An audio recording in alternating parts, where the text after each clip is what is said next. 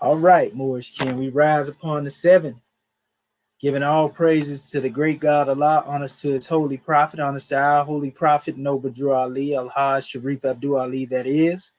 We give honors to our Moorish King once again, here, there, and everywhere, and therefore honors to all of you who are continuously honoring yourselves by being yourselves. We give honors to those who have truly bore the name of the faithful that are on the manifest today. As always, in this special E.A.R.S research sultanate that we have to bring on the manifest, dealing with the Medu and Kemet. Actually, we're gonna start diving into some of these papyri. So we're gonna get into some introductory work.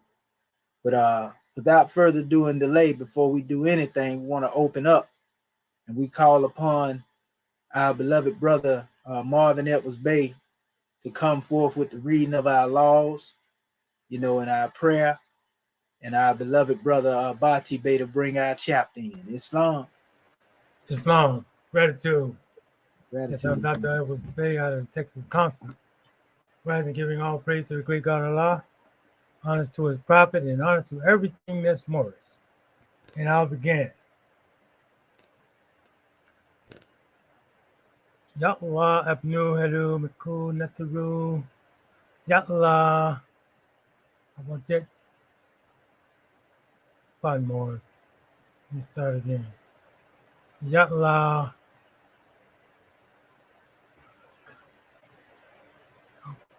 Ya. I don't know what's going on this morning. Ya Allah, I was it. Hey, Judy.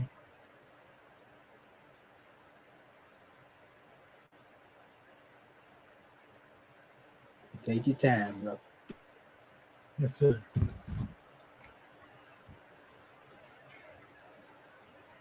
Ya Allah, Abnu, Heru, Meku, Nataru. Ya Allah, Awjet, Dejuti. Ya Allah, Mahat, Herakuti.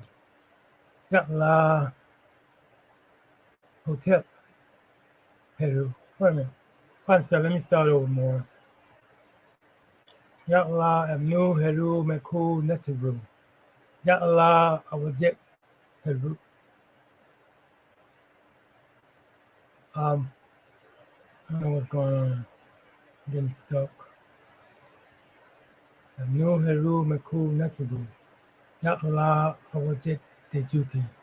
Ya Allah, Mahat, Herakuti. Ya Allah, Awjet. Ya Allah, Mahat, Herakuti. Ya Allah, Mahat, Heru. Ya Allah, Hotep, Heru. Ya Allah, Heru. Ya Allah, Mahat, Herakuti. Ya Allah, Awjet, Dejuti. Ya Allah, Pratim, Hutek, Pratim, Heru. Ya Allah, Bamati. I will head this way up to Ali. Amen. Hallelujah. Hallelujah. Hallelujah. O Allah, the Father of the universe. O Allah, the Father of love. O Allah, the Spirit of truth. O Allah, the Spirit of peace. O Allah, the Spirit of freedom. O Allah, the Spirit of justice. O Allah, you are my protector.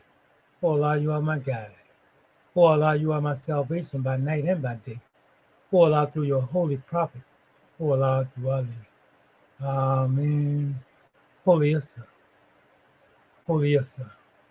Holy Issa. And I'll read our divine constitution of North America. Salvation, our God, unity. Act 1. The Grand Sheikh and the Chairman of North America are empowered to make law and enforce law with the assistance of the Prophet and the Grand Body of North America. The assistant Grand Sheikh is to assist the Grand Sheikh in all affairs if he lives according to love, truth, peace, freedom, and justice, and it is known before the citizens of North America. The bylaws. Act 2. All meetings are to be open and closed promptly, according to the Circle 7, and love, truth, peace, freedom, and justice. Friday is our holy day of rest, because on a Friday the first man was formed in flesh, and on a Friday the first man departed out of flesh, and ascended unto his Father God Allah. For that cause, Friday is the holy day for all Muslims all over the world. Act 3. Love, truth, peace, freedom, and justice must be proclaimed and practiced by all citizens of North America. No citizen is to put in danger or accuse falsely his brother or sister on any occasion at all that may harm his brother or sister, because Allah is love. Act 4. All citizens must preserve these holy and divine laws, and all citizens must obey the laws of the government, because by being a Moorish American, you are a part and parcel of the government and must live the life accordingly. Act 5. No organization of Moorish America is to cause any confusion or to overthrow the laws and constitution of the said government, but to obey hereby. Act 6. But thus, all citizens must proclaim their nationality, and we are teaching our people their nationality and their divine creed, that they may know that they are a part and parcel of this government, of this said government, and know that they are not Negroes, colored folks, black people, or Ethiopians, because these names were given to slaves by slaveholders in 1779 and lasted until 1865 during the time of slavery. But this is a new era of time now, and all men now must proclaim their free national name to be recognized by the government in which they live in the nations of the earth. This is the reason why Allah, the great God of the universe, ordained Noble Drew Ali the prophet to redeem his people from their sinful ways. The Moorish Americans are the descendants of the ancient Moabites, whom inhabited the northwestern and southwestern shores of Africa. Act 7. All citizens must promptly attend their meetings and become a part and parcel of all uplifting acts of Moorish America. Moorish Americans must pay their dues and keep in line with all necessities of Moorish America, and then you are entitled to the name of faithful husband. You must support your wife and children. Wife, you must obey your husband and take care of your children and look after the duties of your household. Sons and daughters must obey father and mother and be industrious and become a part of the uplifting of fallen humanity. All Moorish Americans must keep their hearts and minds pure with love and their bodies clean with water. This divine covenant is from your holy prophet, Noble Drew Ali, through the guidance of his Father God Allah. Prophet Noble Drew Ali, peace and blessings be upon him, founding father and framer of the divine constitution and bylaws of Moorish America. This is Morris. I'll turn it over to our Consul General of Iowa, Dr. Fatih Bey. Islam. Islam. First, I'd like to rise and give all men the praise to Allah, honors to the Prophet, honors to our theocratic government, our royal council, our flag, seal, emblem, our divine constitution, our swift angels, our mufti, our citizens alike, honors to all the Moors that spoke before me, all the ones that will speak after, all those who had a hand in bringing about this class. And we'll start reading chapter 30. Yehoshua passes the fourth brotherhood test, takes the fourth degree of adept. When other certain days had passed, the guide led Yehoshua to the hall of mirth, a hall most richly furnished and replete with everything a carnal heart could wish. The choice viands and most delicious wines were on the boards. A maids in gay attire served all with grace and cheerfulness. A man and women richly clad and they were wild with joy. They sipped from every cup of mirth. And Yehoshua watched the happy throng in silence for a time. And then a man in garb of sage came up and said, "Most happy is the man who, like the bee, can gather sweets from every flower. The wise man is the one who seeks for pleasure and can find it everywhere. At best, man's life on earth is short, and then he dies and goes he knows not where. Then let us eat and drink and dance and sing. Let us get joy of life, for death comes apace. It is but foolish to spend a life for other men. Behold, all die and lie together in the grave where no one can know, and no one, and none, excuse me, and none can know, and none can show forth gratitude. But Yehoshua answered not. Upon the tents of guests in all their rounds of mirth, he gazed in silent thought. And then among the guests, he saw a man whose clothes were coarse, who showed in the face and hand the lines of toil and want. The giddy throng found pleasure in abusing him. They jostled him against the wall and laughed at his discomfiture. And then a poor frail woman came, who carried in her face a form the marks of sin and shame, and without mercy she was spit upon. And then a child with timid ways and hungry means came in and asked for just a morsel of their food, but she was driven out, uncared for, and unloved, and still they merry dance went on.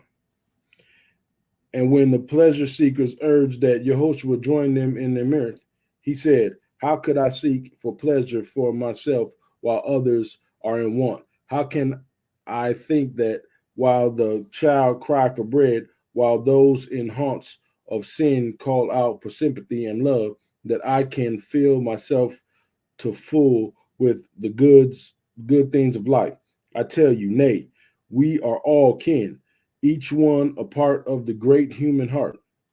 I cannot see myself apart from the poor man, whom you so scorned and crowded to the wall, nor from the one in female garb, who came up from the haunts of vice to ask for sympathy and love, and who by you was so ruthlessly pushed back into her den of sin, nor from the little child that you drove from your midst to suffer in the cold, bleak winds of night. I tell you, men, what you have done to these, my kindred, you have done to me. You have insulted me in your own home. I cannot stay. I will go forth and find that child, that woman, and that man, and give them help until my life's blood all has ebbed away. I will call it pleasure when I help the helpless, feed the hungry, and clothe the naked, heal the sick, and speak good words of cheer to those unloved, discouraged, and depressed. And this that you call mirth is but a phantom of the night, but flashes of the fire of passion painting pictures on the walls of time. And while the Logos spoke, the white robed priest came in and said to him, the council waits for you. Then Yehoshua stood again before the bar. Again, no word was said. The Hierophant placed in his hand a scroll on which was written philanthropy, and Yehoshua was a victor over self itself. Islam, Islam, Islam. And now I will turn this meeting over to our teacher, our our assistant Grand Sheikh, Dr. Ashedu Amenti Amo Hadi Shabazil. Islam, peace and love. Peace and love, family. Grit, we give honors to you. We rise upon the seventh, giving praises once again to the great God Allah, and honors to his holy prophet. Honors to our holy prophet, Noble Drew Ali, El Hajj Sharif Abdul Ali, that is. We give honors to our Moorish kin once again, here, there, and everywhere. And therefore, honors to all of you who are continuously honoring yourselves by being yourselves. We give honors to our Grand National Seal. We give honors to our Grand National Emblem, National Flag, Divine Constitution, and bylaws. And honors to all of you who are indeed a living manifestation and personification of everything that our holy prophet brought to make us a nation. I want to give honors to our Moorish kin. Once again, we welcome all of you for coming forth into this special forum where we are able to teach our people and uplift our people. This is the E.A.R.S Research Sultanate, You know, and there's a grand drawing that we always bring forth when it comes to dealing with this special measure. You know, this is the only drawing in this new era in time, you know, where we can come forth, you know, and learn from our Moorish American government. You know, we have came into the public to guide our people and teach our people, lead them, uplift them. You know, man, this is just a powerful demonstration.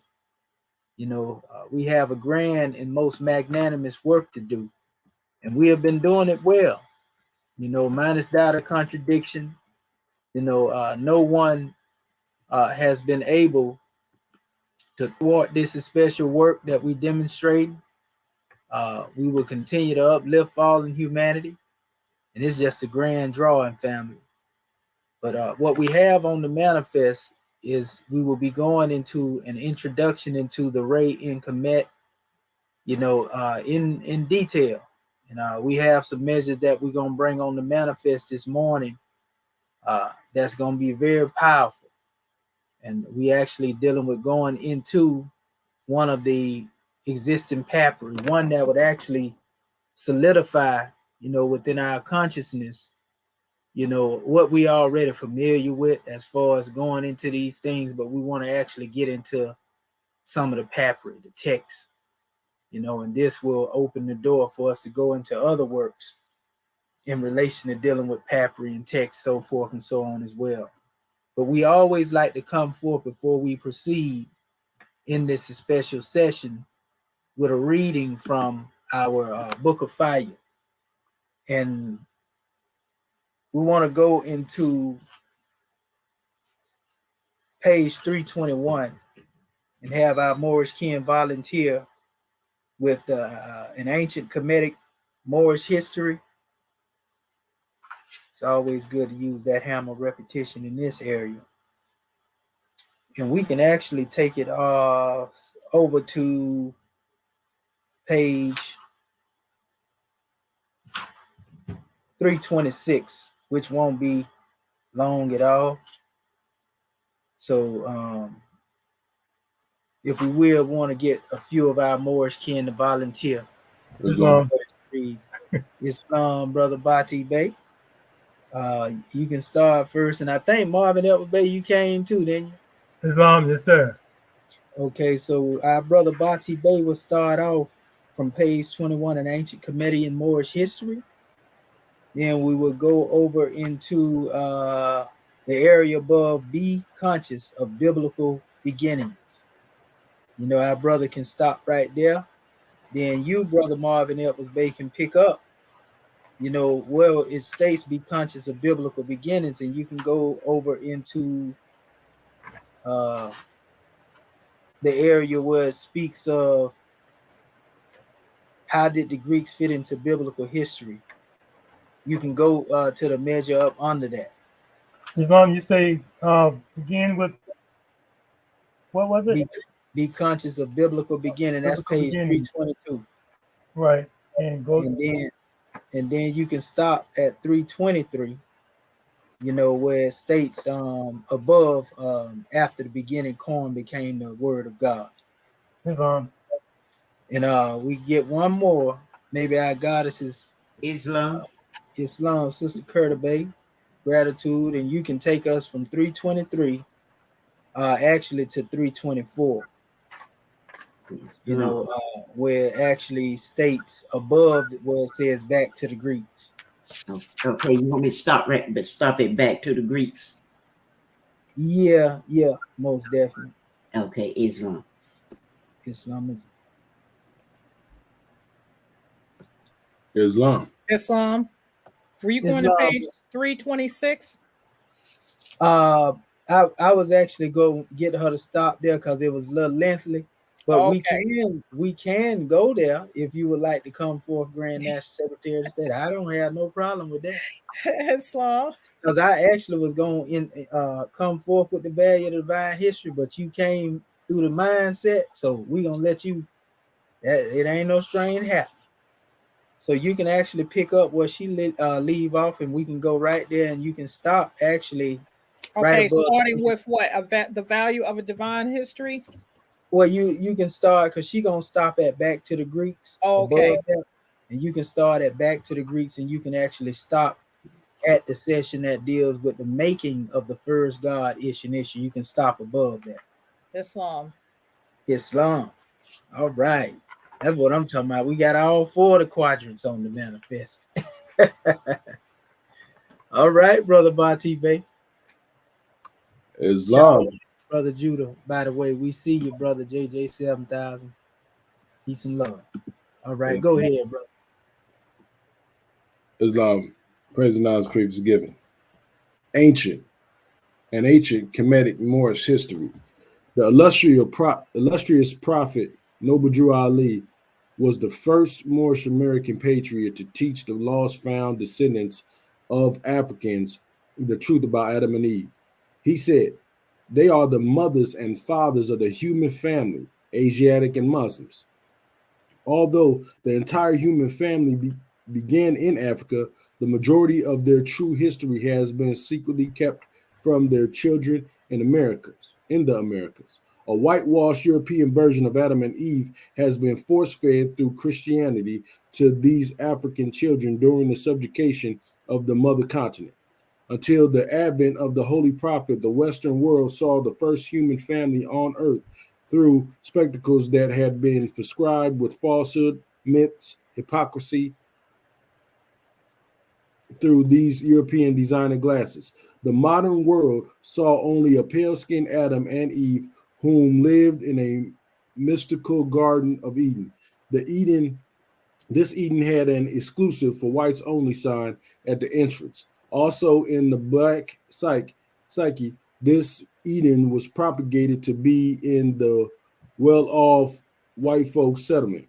And with the exception of being infested with a talking snake, was believed to be the only heaven a good Negro could possibly, perhaps maybe pray to reach in the sweet by and by after they die. To this day, most religious circles accept this dark age story as the word of God. Since slaves are bred to have short memories, most ex-slaves habitually still serve the God of the former slave masters. This God could not be perceived nor defined beyond the realm of the very church that ordained the denationalization and enslavement of African worshipers. When Drew Ali first brought the true history of Africans to the Moorish, they became awed at its infinite, universal, and deific depths. To this day, of all the millions of Negro churches in the United States with countless Bible thumpers, there is not one so-called African Christian with full relationship knowledge to the true origin of Adam and Eve.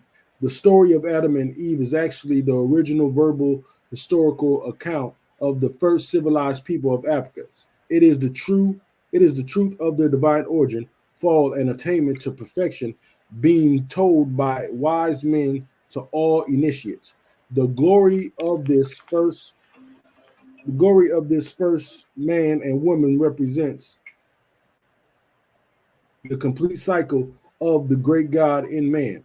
This circle of life was called Emmanuel by the ancient Israelites.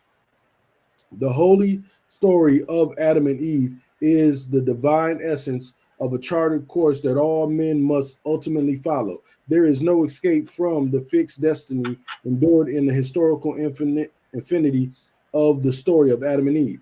Without the pure knowledge of one's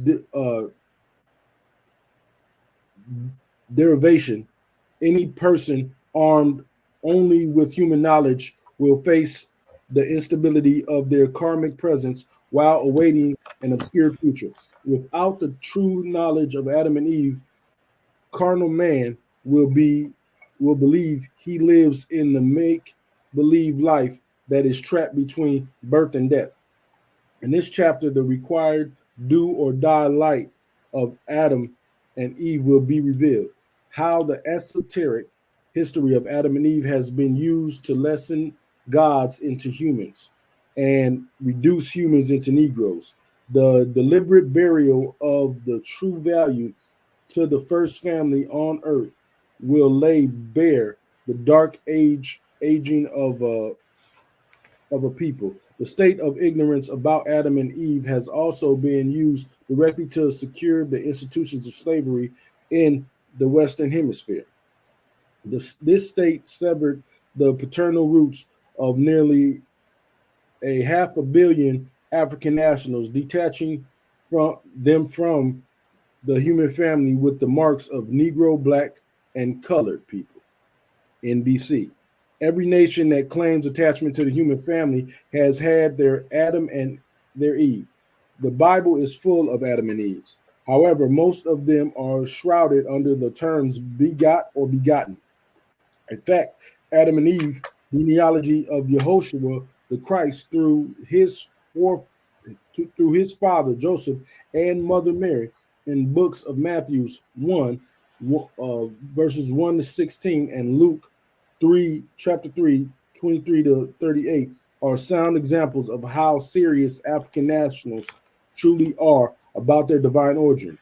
Adam is the founding father of the human family of nations and its first patriot.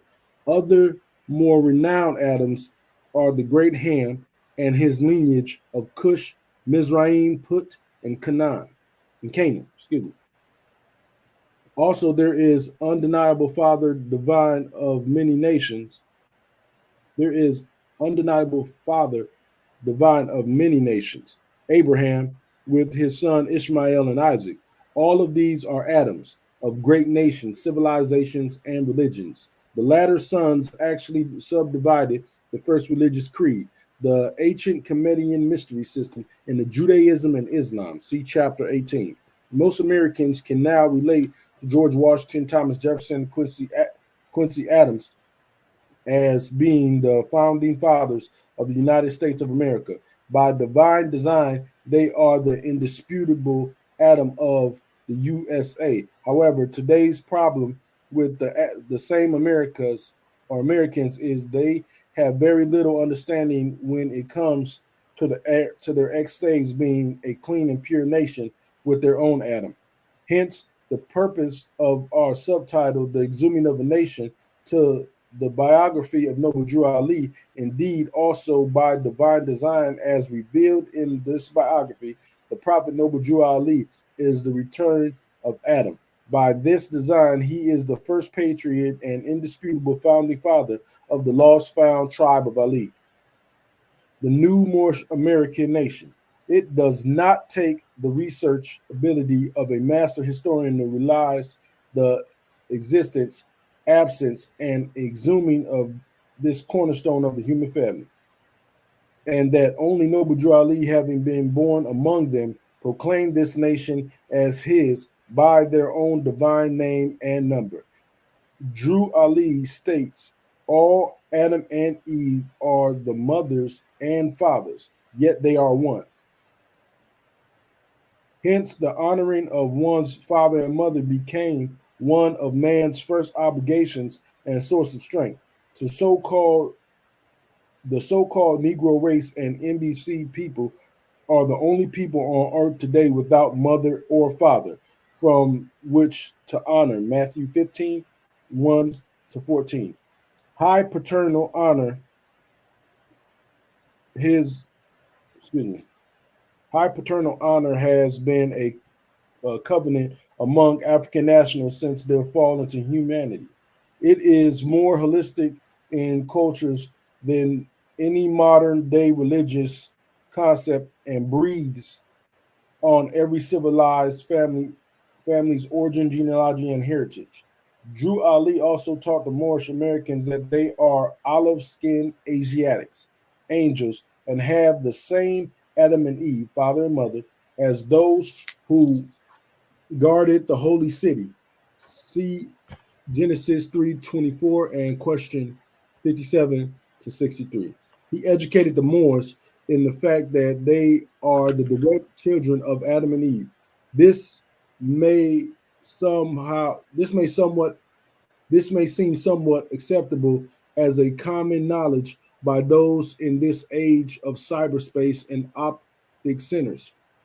However, in 1913, most American Negroes actually had been trained to believe their present ideal of Yehoshua, God, and his mother Mary were all pale skinned and the opposite of themselves. To say the least, to them, God's first man and woman of the Bible had to be ever so white. As far as the good Christian colored people were concerned, the first white family of God in their home, a Garden of Eden, was a delicious and evasive slice of pie in the sky after you die. So, surely this garden was where all white folks and a few good Negroes went to if they were blessed. Prior to the advent of this angel of Allah, question 41, the Moorish of North America were misguided into a dark age of Christianized Darwinism and denationalized pseudo-life. As unconscious Negroes, blacks, and colored people, NBCs, they were deceived into believing Adam and Eve were two Europeans in a God's mystical garden, in a God's mystical paradise. It is only natural for a few NBCs and some self-proclaimed white folks to defend 2,000 years of deception with a modern Christian statement. It doesn't matter what the color of Adam and Eve. It doesn't matter what the color of Adam and Eve. We are all children of God. Even a crash dummy will reply with, since the skin color of God, Adam and Eve, was not important, then why was it biblically taken away and replaced with pale skin? This bitter bit of history of a people's mental status should be well remembered as we now ultimately endeavor into Adam and Eve as originally told by the ancient ones. But first, let's uncover some more of this 2,000-year-old hoax. Adam and Eve has been mostly told by thieves. No oppressor, slave master, or otherwise ruling government has ever written the accurate history of his or her captives. The Babylonians, the Chaldenians, Roman, Islamic rulers, and Euro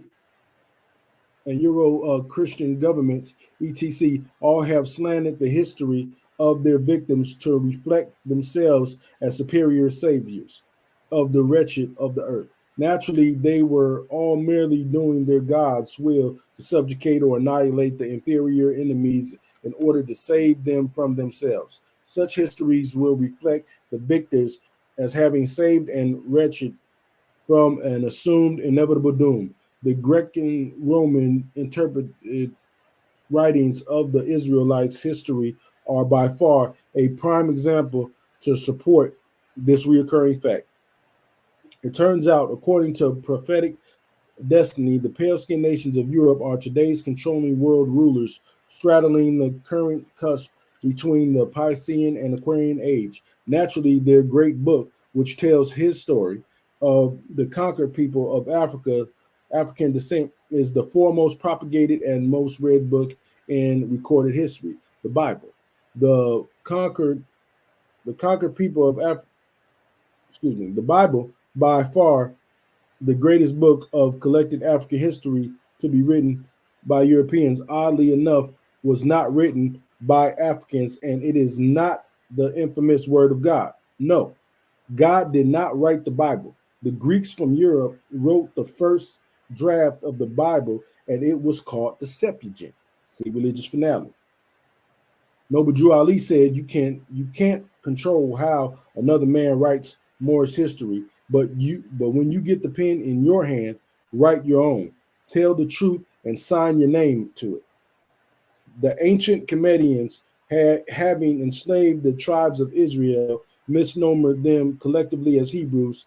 This was a very degrading label and not the free national name of its people. This renaming or labeling one's chattel is not a new phenomenon. Historically, slave masters have never addressed their slaves by the free national name. Slaves, as with all properties, are given slave names. This is because they are a conquered people and classified by their rulers as inferior and less than a first-class citizen or lower. This is standard procedures based upon the strength that no slave can ever be greater than his or her master. In these modern days, history has repeated itself with the renaming of the West African Moors into Negroes, blacks, and colored people, NBCs. And like the so-called Hebrews, after generations of being called names other than your own, the branded slave labels became accepted as normal. Once any living thing began responding to the summons of calling outside the purity of its own natural freedom, it has been domesticated. Indeed, within the slave world of Hebrews and blacks, some would rather die trying to be what they are not than to live being themselves. See 13th and 14th Amendment. Still, as soon as Moses freed his tribesmen from the Pharaoh's oppression, and they got on their feet, these freshly freed nationals slandered their former slave masters as Egyptians. The derogatory label Egyptian replaced the true name, Comedian Gods of the Nile, in all the Hebrew communications and publications. And so it remained until this day. Similarly, in this era, the European rulers called the descendants of Amexem Akabulan Negroes, colored, and black. As the so-called blacks were free to write and were free to read and write, they called their slave masters white. And the beat goes on, and the revolving doors of Maya continue going to and fro. The Israelites, Hebrews, Yehoshua, etc., of 2,000 years ago did not write the Bible, a history book about themselves and their verbal account of their creation and fall of man. In fact, the Torah was over 1,000 years old when the Greeks wrote the Bible. The Torah contains Israel's story in their divine accuracy. So there was really no need for another book of their accounts. Ergo, since the Israelites through which Yehoshua was born had no use for a book written by their oppressors about them, then who did? Obviously, the authors, whether they milked a council or 70 rabbis to get it or not, it was still written for the benefits of the Greeks, Romans, and subsequent nations of Europe. See chapter 18, Islam, Islam, Islam. I'd like to turn this meeting over for Marvin Edwards Bay for his portion. Gratitude, God, man. Yes, I am Dr. Marvin Edwards Bay out of Texas Council. Praise and honor self and given. But I will reiterate, praise the law and honor his prophet, Dr. Medu. I'll begin. Be conscious of biblical beginnings. To this day, most do not know. They have been lied to by those who wrote the word of God in their corn street Greek language. The biblical Adam and Eve saga was among the first literature the slaves were allowed or force-fed to read, and was greatly enforced with barbaric dosages of the fear of white man God by European rulers and slave masters alike. This was the sole purpose for Freemasonry, the Reconstruction Amendments, and the Ku Klux Klan. Their establishments were to save these black sinning heathens from their own wretchedness and for the unconscious institutions of slavery's New World Order. Albeit, since the Greeks' biblical version is the only version of Adam and Eve known to so-called blacks, then let's sojourn there and see what they look like in the light.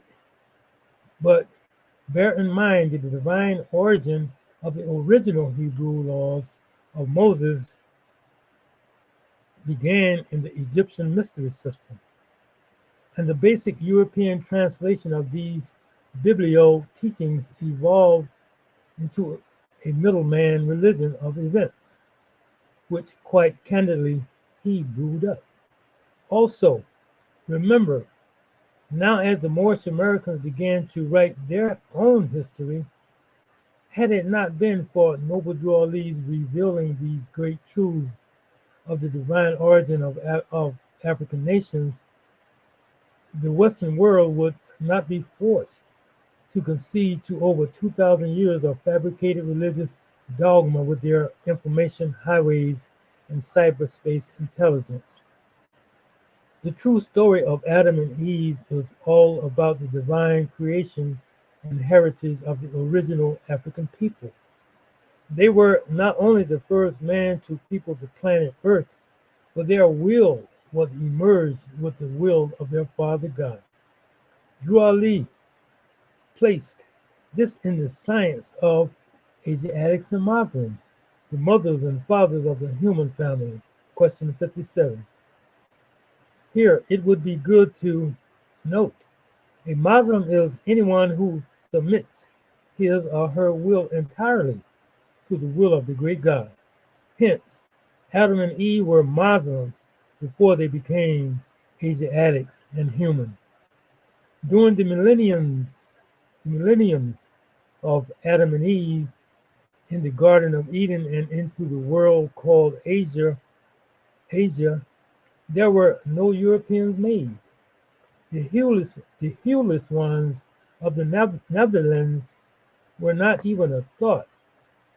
But now, today's pale-skinned nations have had the privilege of governing the earthland, telling his story. All of a sudden, they are the foremost authority on the original first family, Adam and Eve. Surely, this is parallel only to a bastard giving the apocalypse of great authority, giving the apocalypse of great grandparents of hearing first, fish stories being told by date trees, or a mutt telling the history of his pedigree, or the green monkey that fathered AIDS. Speaking of monkeys, how is it an entire people who proudly proclaims to evolve from primates know the true history about the human family? Was it not these same people who pillaged the prophetic and oral history from the Hebrew tribes in the first place? Not only that, but as unconscious Moors try to paint themselves black into a biblical history, little do they notice it is the pale-skinned nations of Europe themselves who denounce all claims to the biblical human family. This paganistic practice of making God in the image and likeness of man is a gratified weakness amongst the nations of the earth. In these modern times, the nations of Europe named themselves white, then made Yehoshua in their image and called him God. Domesticated African slaves being forbidden first-rate entry into white Freemasonry and white Christianity were allowed to make their own versions of these institutions in the quiet of their slave quarters. Today, these are various NBC fraternal orders and Christian denominations, fully equipped with their own versions of the Bible, complete with black Yehoshuas and surrounding characters in their image and likeness. Oh, the horrors of fallen humanity. Can all this be blamed on the rabbit hormones of Mr. and Mrs. Monkey? The Bible story of Adam and Eve, as told by many religions of the cross, originated from Moses and various Hebrew slave tribes of Africa. Most of these tribal stories lost their spiritual significance in the translations from African origins to Hebrew carnal comprehension. What was later reported to the world diluted and spiritually deprived versions of Greek interpretations of the creation and fall of man. These diverted rays of the truth were not the real thing, but have predominantly hatched the modern West. Not to speak radical against the church, but it seems to me anyone who teaches man cannot be perfected and then give the great God a mama named Mary should know eventually they would have to face the truth sought by inquiring minds. How did Greeks fit into biblical history? Turning to the centuries surrounding the life of Yehoshua BC to AD, history reveals the Romans and Greeks were governing Palestine. Question number 28.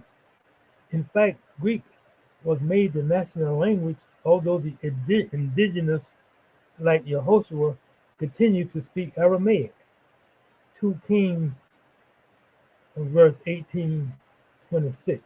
Ezra, verse 4, chapter 4, verse 7. The tongue of their forefathers. This is similar to English being made the national language of the United States, although the surviving Canaanite tribes, Indians, continue to speak Athabascan and other indigenous dialects. True history will also reflect the Greeks thought all languages other than Greek sounded like blah blah ho hum de blah, and considered all non-Greeks barbarians. There are two levels to the Greek language: classical, correct or proper Greek, and Koine. Koine Greek is the everyday common street language with standard colloquial, trash-talking expressions and general ad-libbing Greek.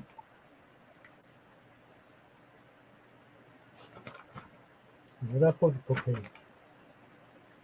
After the beginning, Koine became the word of God. You guessed it. Oh, pardon, did I go beyond my Yes, I think that's where I'm supposed to start. Okay, I was wondering. I didn't hear you about to say anything. Okay, go ahead, guys. Pardon yourself. Islam. Dr. Dendra Nia Kurtabe. First, let me rise and give praises to our great God Allah. Give honors to our holy prophet. Noble Jew Aliyah. Give honors to Act One. I give honors to all my government officials. And I give honors to my national sister grand sheep for this wonderful class. And I will start reading at after the beginning, Koine became the word of God. You guessed it. The Septuagint, first translation of the Bible, was translated entirely in Koine Greek.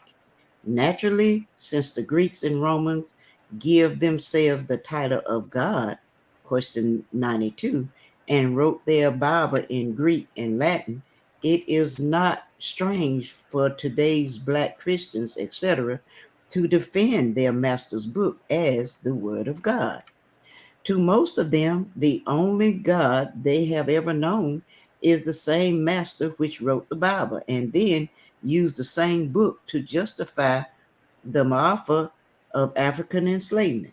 Actually, the origin of the word of God began as the words of the ancient pharaohs and simply means voice of the ruler of the land. Question 93.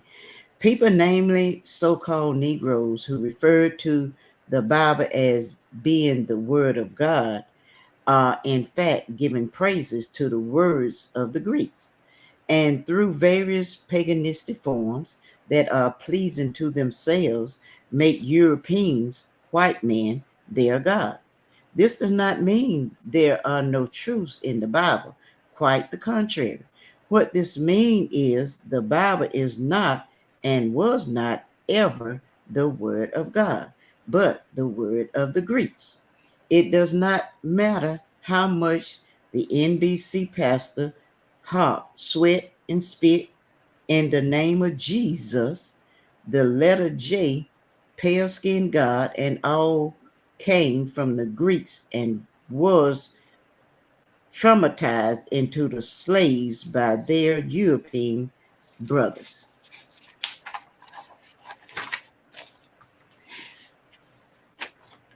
It must be remembered, in the minds of the Greek, They were the only gods. As a people, they could not fathom a divine origin and subsequently could not perceive a God greater than themselves, unless it was an African god man whom they called Yehoshua to this very day. No European nation ever knew or worshiped the great God.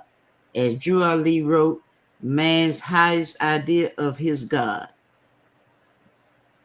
The Greeks at their greatest were not powerful enough to completely hide the holy light of Africa that was centralized in ancient Kemet, Egypt.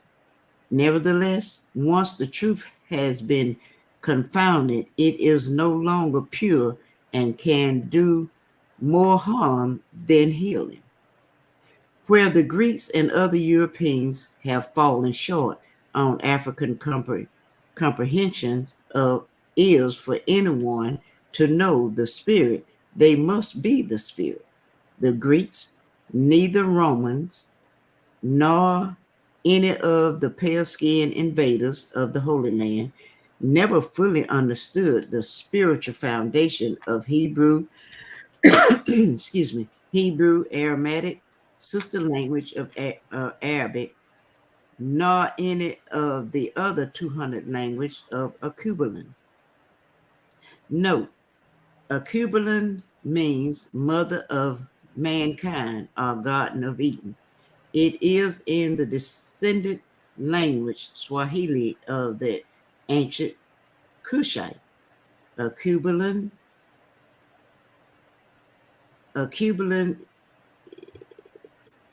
is the indigenous name given to the continent, later misnomered Africa by the Romans. Her first true and divine name is Amexem, which means land of the holy gods or land of the holy people. Moorish Holy Quran, chapter 46, ayat 3. The reason for this lack of transliteration is not because Africans were the primitive monkey-beard pagans as portrayed by virtually every European Bible pusher since Constantine, 280 through 337 AD. It is simply because they could not understand the boundless spirit realm. They could not measure what they could not see with their carnal eyes.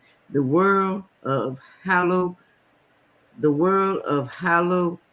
covenant, holistic cultures, and the line uniting divinity and matter is incomprehensible to those unable to see inward. See the third eye. This was the foremost lesson for the Adamites to learn. Whenever European rulers failed to understand the infinite and the timeless, they would either try to destroy or distort the subsequent manifest. These thoughts draw strength from the bowels of envy, lust, and hatred. It is in the nature of hatred to be short-sighted, a slave to time, and fearful of anything it does not create. Therefore, the foundation of the Bible rests upon a great conspiracy. It was the amalgamation between the Sanhedrins, beginning with Caiaphas and the government of European rule, to nationalize the Jewish religion under the Roman government. The world's greatest cover-up since Adam tried to hide from his maker had begun. Rome's subjugation of Israel's religion is rooted in the fringe, crucified death, and resurrection of Rabboni Yehoshua. Those Jews who would not conform to the government's version of Judaism were later called Christians, not because they were pious like Yehoshua the Christ, but because the title Christian distinguished the rebellious Jews from the willing to compromise under the Roman yoke and law. Yes, the first Christians were Jews. This is why Yehoshua warned John to be aware of those who call themselves Jews and are not. Revelations 2 and 9. Today, this Roman assumable jurisdiction of civil custom is reenacted in the United States takeover of prohibition and the lottery numbers game, etc.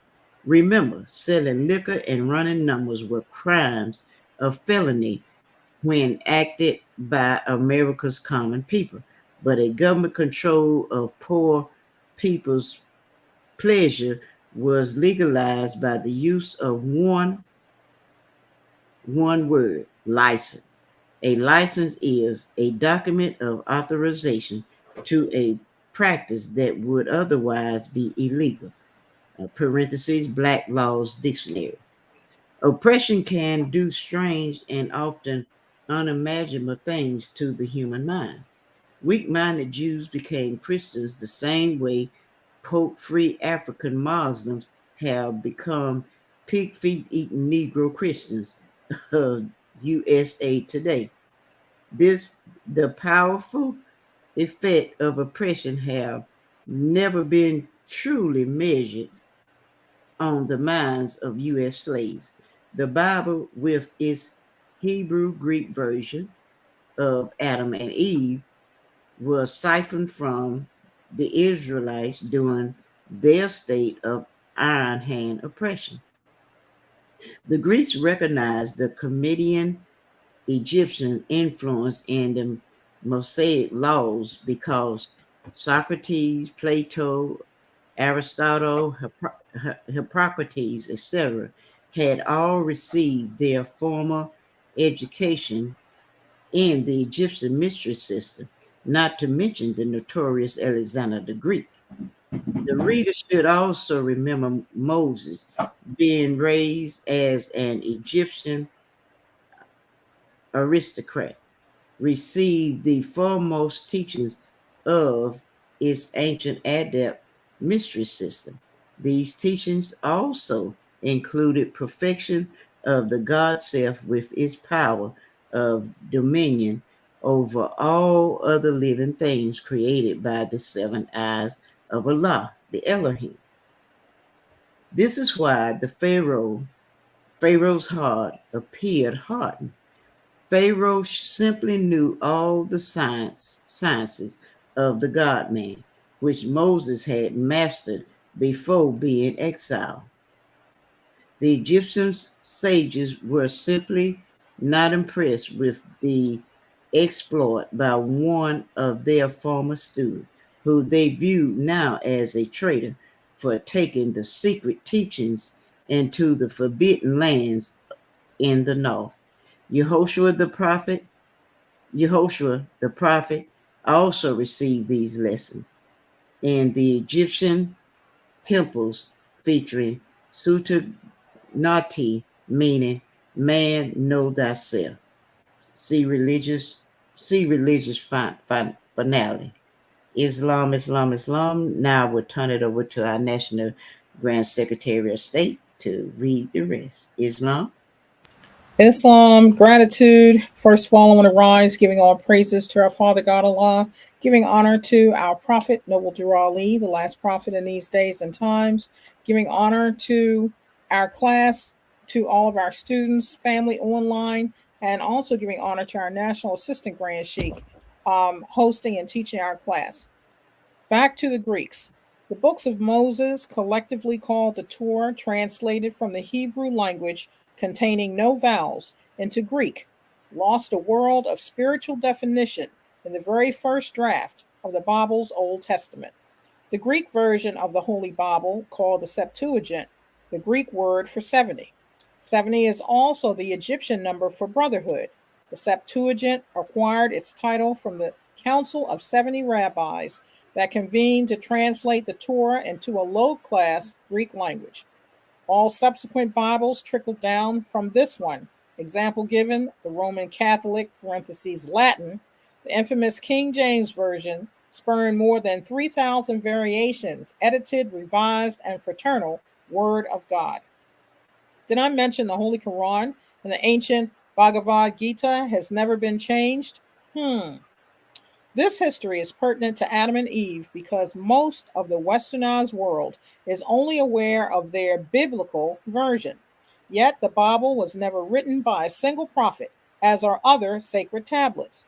This is because every major prophet always leaves a holy book of guidance for their special people. And while most Christian scholars are drenched in a maze of unresolved questions about Adam, Eve, Cain, the flood, Moses, the missing 18 years of Yehoshua's life, etc., etc., rarely does anyone question who titled the Bible holy in the first place, or who said it is the Word of God. Another master question is, since there is no difference between the great God and his name, who is the God that wrote the Holy Bible? Truth is, the era of Moses was about 1300 BC. The oldest Hebrew story in the Bible only dates back to a little less than 4000 BC. Good gracious. There are pyramids and mounds older than these Hebrew stories. The ancient seafaring Moabites had circumnavigated the entire continent of Amexium by 8000 BC. There were many African civilizations that gave birth to the tribes of Israel, collectively known as Hebrews. In fact, is it not strange that Adam's son Cain already knew his wife, although they were in Nod, east of Eden? Genesis chapter 4, verses 16 through 17. The entire story of Adam and Eve marks the two great civilizations. The first was during the founding of Atlantis, Lemuria, and Mu. This one was before the catastrophic earthquake, which is often confused with a 40-day biblical monsoon called the flood. When Moses led the tribes out of Egypt east into the promised land, did I mention the Moabites were already using Moab, the Amorites were busy in Ammon, and there were some Canaanites still in Canaan?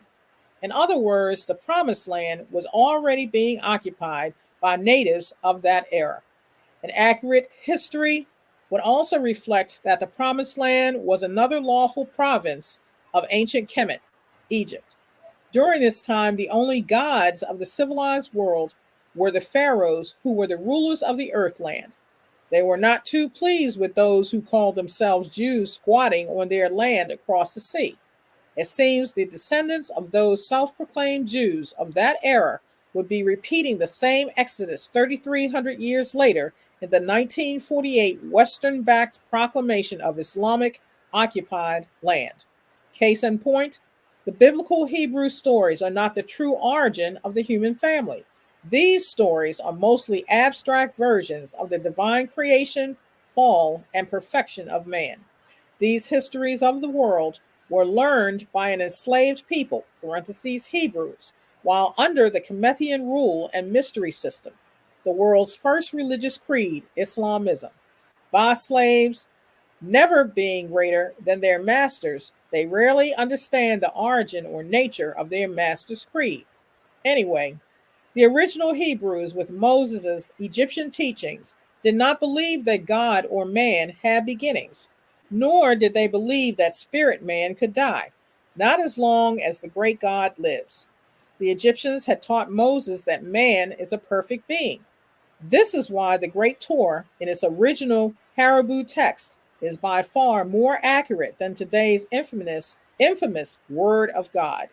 But only a few NBC people, Negro, Black, and colored people, dig back far enough to the origin of a given matter. The truth of the creation and fall of man states, time never was when man was not. If life of man at any time began, a time would come when it would end. Moorish Holy Quran, chapter 1. In contrast to this immutable truth, the Greek's Holy Bible gave God, the creation, and man various time slots, with the Bible's infamous opening alpha passage of in the beginning. Genesis chapter 1, verse 1. In the beginning, quote unquote, is the Greek misinterpretation of the Hebrew oral history and became the start of today's once upon a time introduction to some Western stories. Only one kind of person would equate the infinite absolute, with a finite duration called time. Perhaps this is why Noble Drew Ali stated, finite mind cannot comprehend things infinite. Ironically, the majority of the man-made people, parentheses, American Negro blacks, end parentheses, have not figured out one major problem. With all the religious and political world rulers and evangelistic preaching about love for humanity, why is it that none of the major religions teach them the truth of who they are? But then again, the problem itself has been a secret till now. Now, with some of the biblical discrepancies and other Greek/Roman slants to the original man aforementioned, let us now remind ourselves of Africa's Adam and Eve. Adam and Eve, as documentation, is the ancient Kemethian and Moabite record of spirit man's descent into human form and conscious liberation back to the all of his God state again. For those quote unquote Black African Americans, especially stuck in the stupor of disbelief and never question what God, parentheses Greek, is the Bible truly the word of, they need to review one historical revelation. The modern world is nearly 86% populated by people of olive skin. There are Bibles in all of them, even Islamic countries. Yet, how many nations and tribes of African descent, all people of hue, own and rule their indigenous land without European intervention? But the Bible and its trademark cross are in these places. And who is the economic and more often than not political, social, and religious ruler of their lands? How much has truly changed since the era of Brother Yehoshua? See Illuminati. So, what does this have to do with Adam and Eve? Value, just plain value. Security is what gives the thing value. An accurate, unbiased, and truthful history of any place, person, and time is what gives it value. Security is a manifest of purity, cleanliness, and truth.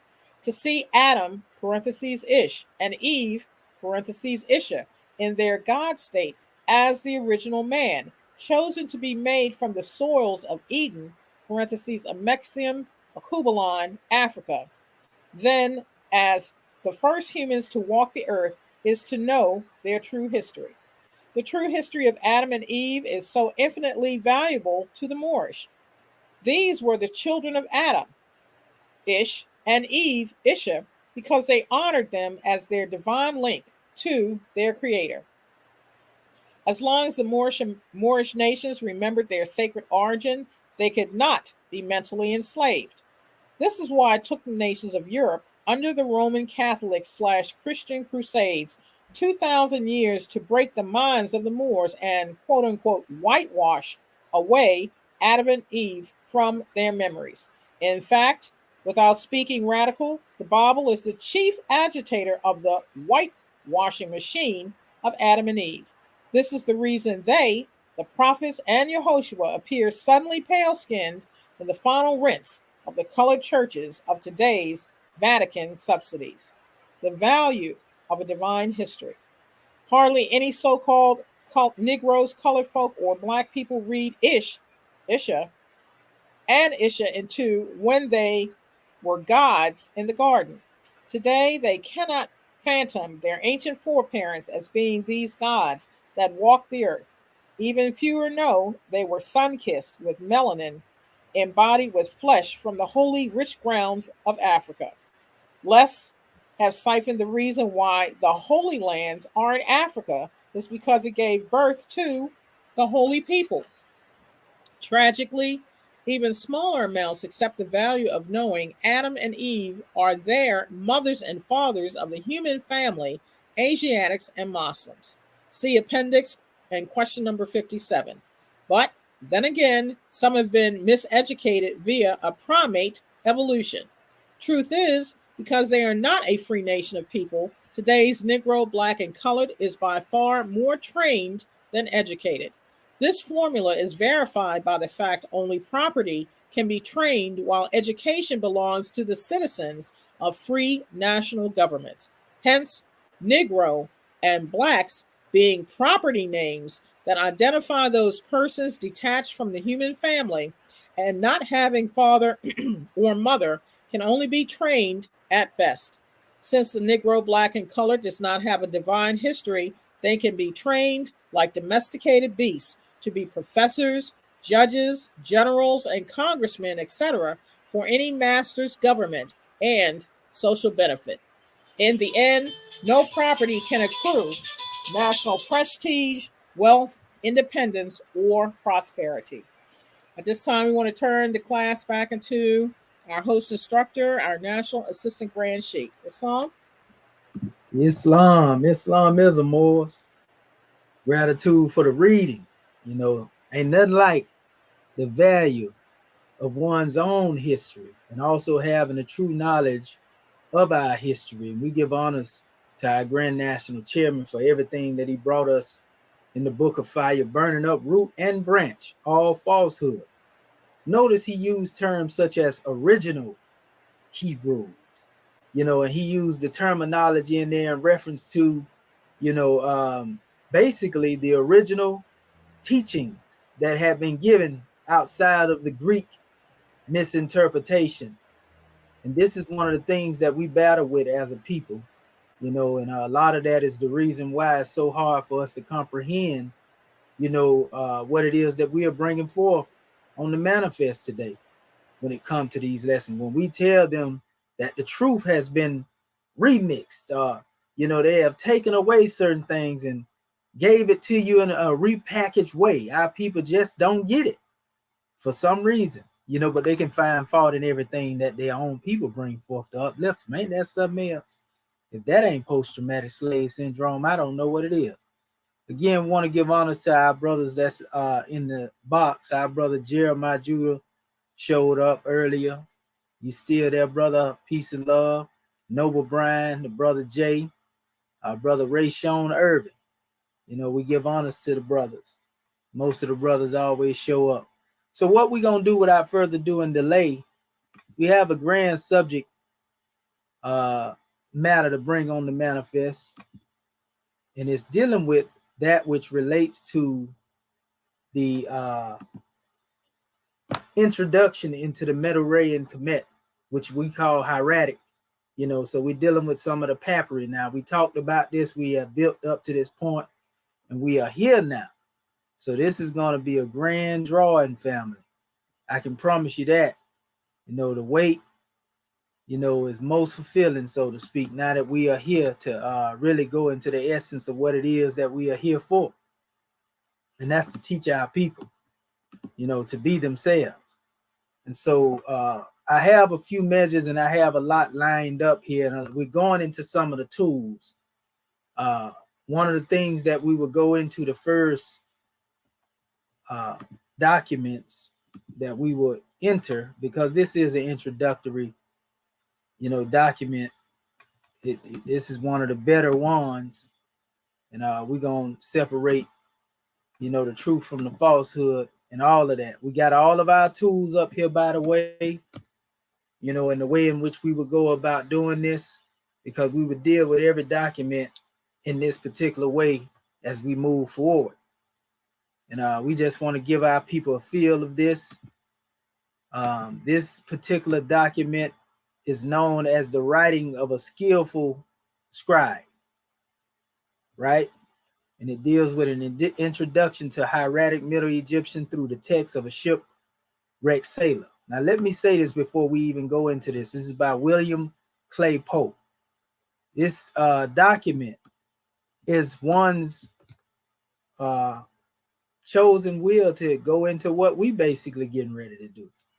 So what we are doing, we are reviewing this particular document, and there will be things in here we know that one place in here according to Western academia, as far as his approach in certain aspects. But the key is being able to separate the bones from the fish, so to speak, or truth from falsehood, because what it is that once a narrative has been set, when you're dealing with Western academia, this is the expected, or there's an expectation, so to speak, that everybody is to take that particular route. But we look at things from a critical standpoint. And we also acknowledge those things that are relevant to our truth, relevant to the truth, that is obvious, so to speak. So we want to go into this special journey with this in mind. So when we hear certain measures we already have went over in the past, we don't get sidetracked, because we'll correct them as we go through it. But just going into this work, we want to go into the intent of the author here, so we can see where they're coming from. And then we'll know how to deal with what we deal with within the document as we move forward. My measure is to really go deeper into the text itself as opposed to his interpretation. And from what this one said, this one really wasn't even, he wasn't going into the drawing as we are going into it. Let's put it that way. But there's some interesting things here. So let me go into the preface. It says, this book is an introduction to the principal form of the literary language of ancient Egypt. It is assumed that most people who use this text will be interested primarily in the Egyptian language as a component of the study of the culture of ancient Egypt. It says, and so would not be focused primarily upon the structure of Egyptian grammar. It says a major rationale. It says for the organization of the book has thus been to introduce the student as quickly as possible to the reading and connective narrative. And that's the only thing we use in this measure for ourselves, to refresh us on what we already know of the alphabet, and fire up the neurons again. So when we go into these texts, we'll be able to identify. This particular document has some very detailed expressions of the Medu and Kemet, or what is known as Hieratic. And that's why we are going into this particular document, again, so that we may spruce up, our consciousness as it relates to what we already have went over concerning this language. It says the story of the shipwrecked sailor has been selected as the single source for all of the examples in the text for a number of reasons. First, the story contains examples of most of the principal grammatical structures used in Middle Egyptian. Now, we're going to find that though he's referring to this as Middle Egyptian, that hieratic we already know existed way before Middle Egyptian. Due to our research, we have documents that come directly from the University of Chicago, which is the highest branch of their learning over here of Egyptology in the West, basically, which is supposed to be, according to them, the authority, that's their authority, but in their particular measures, you will find that hieratic has been there in use, just as we have always taught. So we won't limit hieratic to the Middle Egyptian, even though we know he's saying this because he's going off of Western academia. This is his particular information, based upon including that information. We know better, so we ain't going that route. You see, but that still doesn't make us get in the state to where we won't analyze this document. So it says, first, the story contains examples of most of the principal grammatical structures used in Middle Egyptian. Second, the story is both a delightful tale and is written in a relatively straightforward and unsophisticated style, and thus interesting. The student, right? It's an interesting part of itself. The student, it says, while creating a minimum of frustration, finally, and most importantly, the common style and limited vocabulary represented by a single story permit. It says the student to begin reading an actual piece of Egyptian literature rather than examples taken out of context in the shortest possible time. This approach, of course, suffers by not providing a comprehensive description of the language and by oversimplifying many of the structures of the language. So he letting you know here, he ain't even going into a full comprehensive aspect of this. We gonna give you the comprehension. We gonna give you the right perception by the time we go through what he put in here. So he's saying that ain't his intent. So anything that we give to give our people a comprehensive description of what's going on here, note that it wasn't his intent to do this, so we ain't getting that idea from this author. We gonna bring the clarity to you. Let us make no mistake about that. So he's saying, again, this approach, of course, suffers by not providing a comprehensive description of the language. That ain't his intent. It says, and by oversimplifying many of the structures of the language. Fortunately, for students interested in pursuing further their study of the language, there are excellent sources available. See, so he letting you know, if you want to learn further, you want to get in deeper into this here, that's on you, but that ain't what he came to do. That's what we came to do. So we ain't gonna get up here and say, oh, you got that from this, and no, he telling you that ain't his intent, right? So it says Gertie, England's Middle Egyptian. An introduction is an excellent brief description of the language. Professor Eglin, it says, has organized her book in manner consistent with contemporary descriptions of the structure of the language, and it contains a wealth of examples from a broad range of Middle Egyptian literature. Of course, Alan Gardinier's Egyptian grammar remains invaluable in its comprehensive coverage of forms and variants, which we will be going into some of those measures that Gardinier had. Actually, in Gardinier's work, some people say Gardinier's, but in his particular work, you will find that he gonna show you, what is referred to as old. Well, actually, this is in the work of Moeller, pardon self. But Gardinier has some works that Moeller actually draw from as well. But Moeller, in their approach, they're going to show you what is Old Kingdom language, Middle Kingdom, and New Kingdom.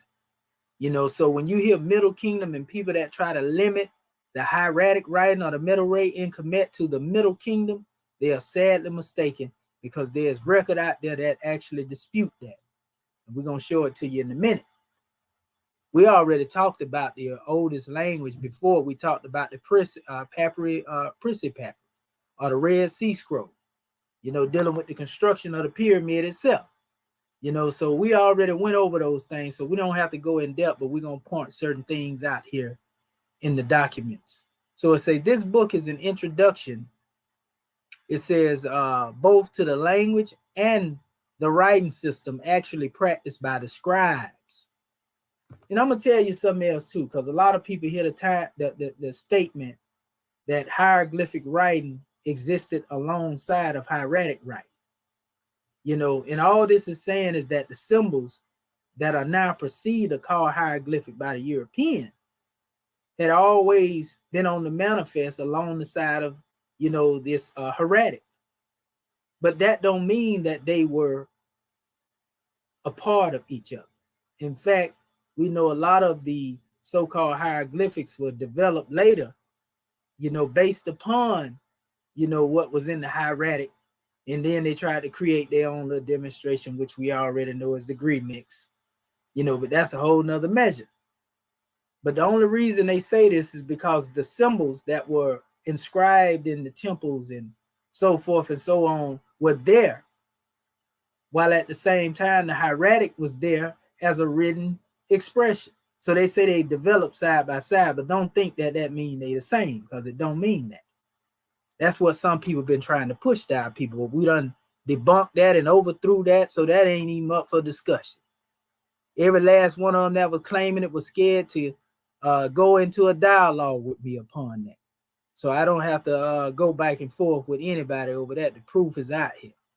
So it says this book is an introduction both to the language and to the writing system actually practiced by the scribes. And that language, again, is the Medu Ray in Kemet, is what we're talking about. It says Egyptian is traditionally taught at the introductory level in hieroglyphic writing system. Now, we learn in the history that this has been wrong, because we learn, according to the ancient texts and the ancient ways of teaching, even coming from the University of Chicago, in all of its works, they tell you that hieratic was actually taught first. This particular approach here is a modern approach that comes from Western academia. It says Egyptian is traditionally taught at the introductory level in the hieroglyphic writing system. That's Western academia all day. It says there are many good reasons for this. This book is an expert in introducing the hieratic script. Coincident, it say with the hieroglyphic. It says in learning to read hieratic text directly. You see, so basically he using, as we always said, the hieroglyphic as a crutch, so to speak, to be able to place what we call markers of identification, you know, beside those hieratic letters. That's all they did. But it says the intent is to introduce the language and the literature as much as possible within the cultural context of ancient Egypt. So here he is talking about producing something so that the people can see the language of Egypt, which is hieratic. But he's using, again, hieroglyphics as a crutch to do this. We're going to remove that crutch by the end of this special session. It says this hieroglyphic transcription, it says, of the shipwrecked sailor. And anytime you transcribe something, you have to remember that means you're taking it out of its original form and you're replacing it with your transcription. In this case, the original hieratic papyri is what it is, hieratic, and it has been transcribed as a transcription into hieroglyphic. You see, that don't make hieroglyphic the hieratic language though, because we showed you that we can do the same thing with the Arabic language. We showed you that Champollion, this is exactly what he did with his so-called decipherment. He took the Greek and transcribed it as hieroglyphs. It's called reverse engineering. We already know this. So it says this hieroglyphic transcription of the shipwrecked sailor is the author's own. So that means he transcribed these symbols from hieratic into hieroglyphic. Don't get to thinking when we go through this, for the audience that's looking at us, that this was already here, because he's telling you right here, this is his version. Only thing we looking at is the hieratic expression of it and the definitions of the words, which is most important. And we're going to vet all of that based upon our methodology. So it says, based upon the fastest smile published by Golenshift, it says, and compared with the transcriptions of Golenshift, Blackman, so he's saying that he draw from some transcriptions of other people, Debuk, Gardenia. It says, well, he cites, it says, examples from the shipwrecked sailor and the readings implied by Lichtham's translation. The hieroglyphic transcription follows the arrangement of the hieratic glyphs. So it's letting you know that hieroglyphics is not leading the way here, but they are basically placing, you know, an arrangement of hieroglyphs side by side with the hieratic glyphs. We've been teaching this for the whole time. At least he got honesty enough to admit this.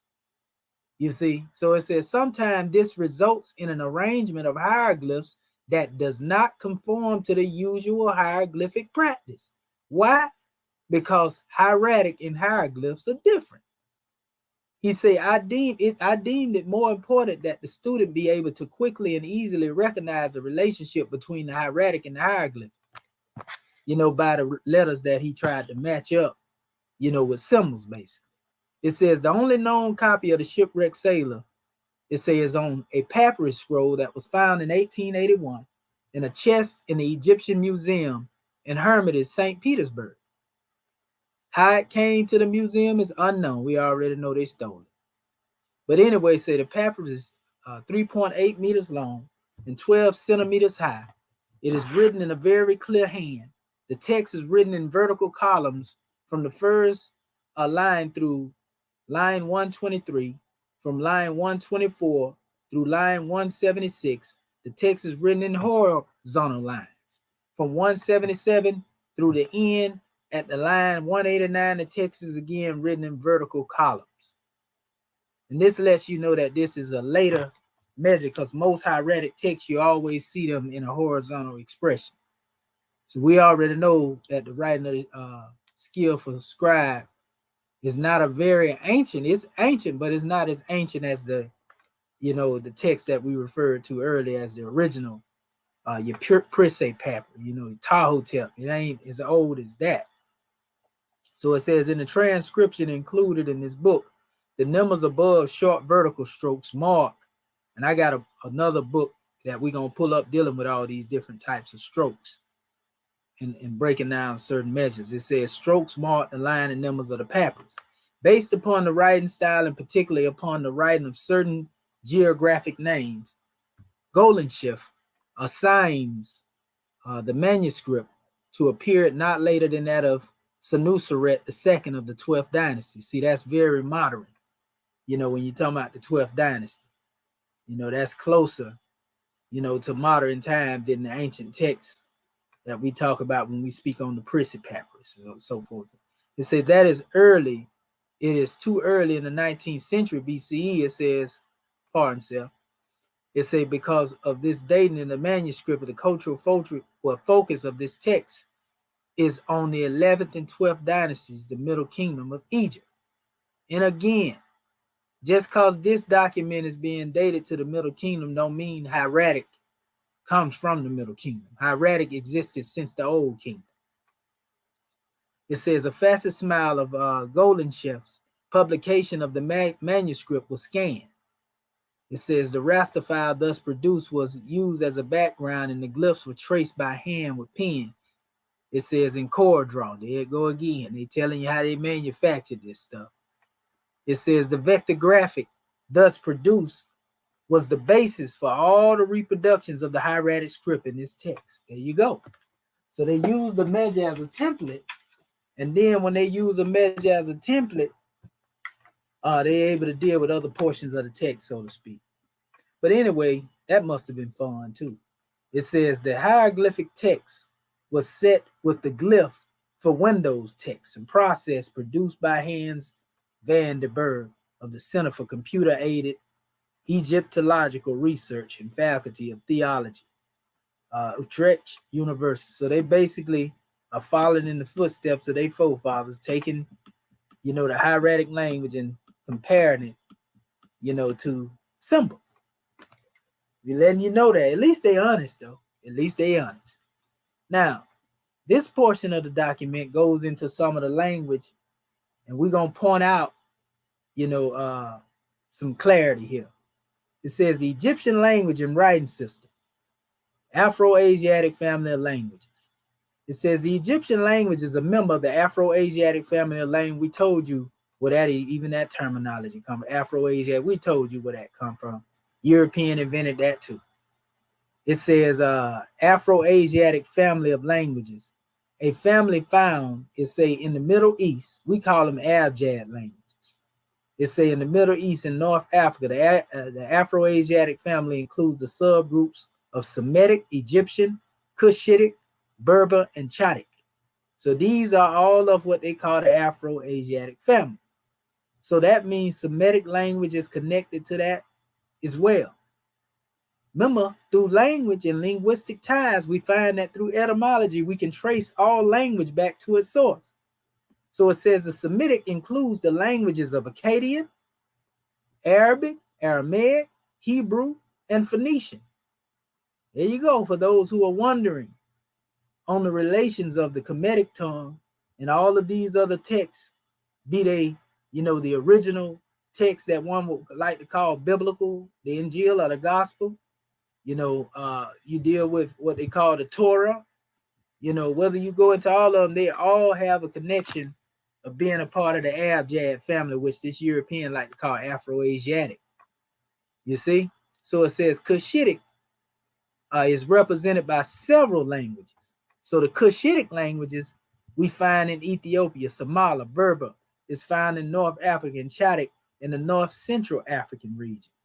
Now we've seen Cushitic languages such as your Amharic, which is synonymous with what is called Hieratic, you know, in pre-Islamic Saudi Arabia. You see, and we can go on and on, or what we call Sabian language, you know, where your Mudar and all that come from, linking back to Metaneta. You see? So it says similar elements of grammar and vocabulary make it clear that these languages are related to one another. The exact relationship among them is, however, a very difficult topic since many of the languages have no documentation for earlier forms, while others have been extinct for some considerable time. You see? And this is when we go to trying to come up and say this is a dead language and that language can't be used, but we found out that wasn't true either, because we're resurrecting the languages right now. Everything is rooted in the abjad. The abjad is the key to understanding all ancient and modern language. So it says Egyptian. Now this is his thesis. It says the Egyptian language has an extremely long documentation, right? From the end of the 4th millennium BCE to the middle of the 1st millennium CE. The language changed, of course, over this long period. While language change is continuous, for convenience, the Egyptian language is divided into stages. And this is them dividing this into stages, not that the ancient Egyptians themselves divided their language into stages. This was Western academia. This is European that did this. Don't mean we have to accept that just because they put it in a systematic order, because we can come up with our own order. What's wrong with that? You see, our people like to speak pro-black and act like they so Afrocentristic, you know, but yet and still they don't believe they can move ahead with coming forth with their own methodology. You know, and if you come up with something that go against this methodology, even though they're claiming to be Afrocentric, you know, and everything else, they'll oppose you. So that lets you know that mental slavery is real amongst our people, even among the so-called self-proclaimed conscious. So it says Old Egyptian. Old Egyptian is the name given to the language of the period from the 1st dynasty through the 8th dynasty. It says approximately 3100 BCE to 2140 BCE. The most important text documenting the Old Egyptian are the pyramid texts. So this would be the Old Kingdom now. I want you to pay attention to this. It says Middle Egyptian then is the name given to the language documented by the text of the 9th through the 18th dynasties, 2140 BCE to 1360 BCE. There are numerous inscriptions and texts of many kinds, which are representative of this form of the language. Middle Egyptian is documented by a greater range of documents and has a greater duration as a literary language than any other stage of the language. It is for this reason that this is the stage of the language that is typically used as an introduction, you know, which is why he say he used Middle Egyptian. You know, in Middle Egyptian, a lot of times they try to say they have hieroglyphs that they call Middle Egyptian, but it's really dealing with hieratic texts from this time period. But Middle Egyptian is not the beginning of the hieratic language. That's what I want to get by. I'm going to show you how we know this. Let us come over here. And this is from Moeller's. Well, actually, this is from Roberson's document based on Moeller's information. If you notice, it says hieroglyphic, hieratic, and demotic, right? Now, if you notice, they don't put, you know, a time frame. They just put hieroglyphics over here on the side, which we already know what they were doing is superimposing these symbols upon these actual letters here. In fact, they invented and further detailed some of these letters based upon these symbols, you know, and draw them out and call them what they wanted to call them. But anyway, if you notice here, it's showing you hieratic, but it's saying hieratic is existent during the Old Kingdom. Then it's showing you hieratic as it exists in the Middle Kingdom, hieratic in the New Kingdom. You got different styles of writing and different ways that people write, you know, so certain things change. But none of that has to do with trying to make these things pictorial. We ain't got to go there. So then after that come your Demotic, your Coptic, you know, and then your Arabic. But then they'll come up later and say, well, you know, then came the Greek before the Coptic. But you don't see that in the line of the Kemetic language. This particular portion here is the most accurate expression on how the language came into existence. Even though these symbols existed during the time this was in existence, this was basically decoration. This was expressing, metaphysics and so forth and so on. Didn't have nothing to do with being a written language. But this is the order in which everything came, from Hieratic to Demotic to Coptic, and then you got Arabic now. So we're showing you so that you understand what we mean, and we see this through the proof again of the Papyrus of Prissy, and the Papyrus of the Red Sea Scroll, dealing with the building of the pyramids. Those texts predate, a lot of the things that people have accepted as such. Here is another expression of Moller's demonstration, but they actually tell you where these things come from. You got your Abu Sir Papyri, you got the Elephantine Papyri, the Hatnim Papyri, the Prissy Papyri, Illahun, which they don't have here, Sinahu, Ahi Papyri. That's the papyri that we're dealing with right now. You see? And they go on all the way up to the Westcar and Golan and E.A.R.S, and all of these are different measures, and they showing you different expressions of the letters in the writings. That means the authors of each one of these had their own style of writing this letter.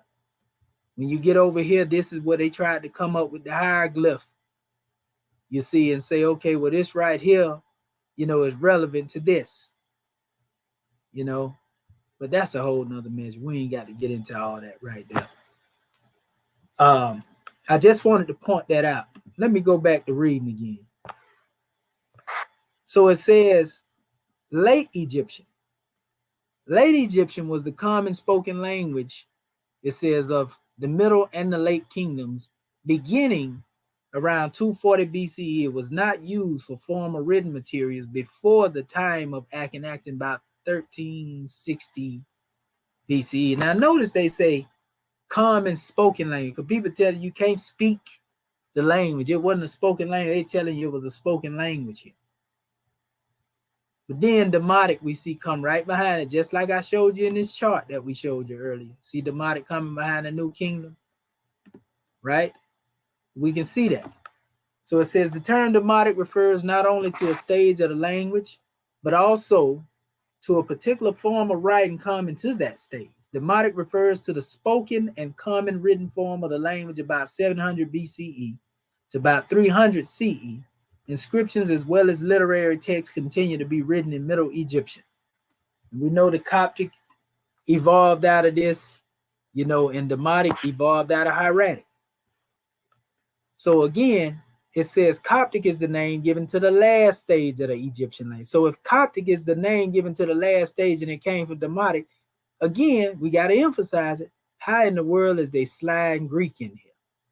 So-called Greek. You remember the chairman referred to correct Greek?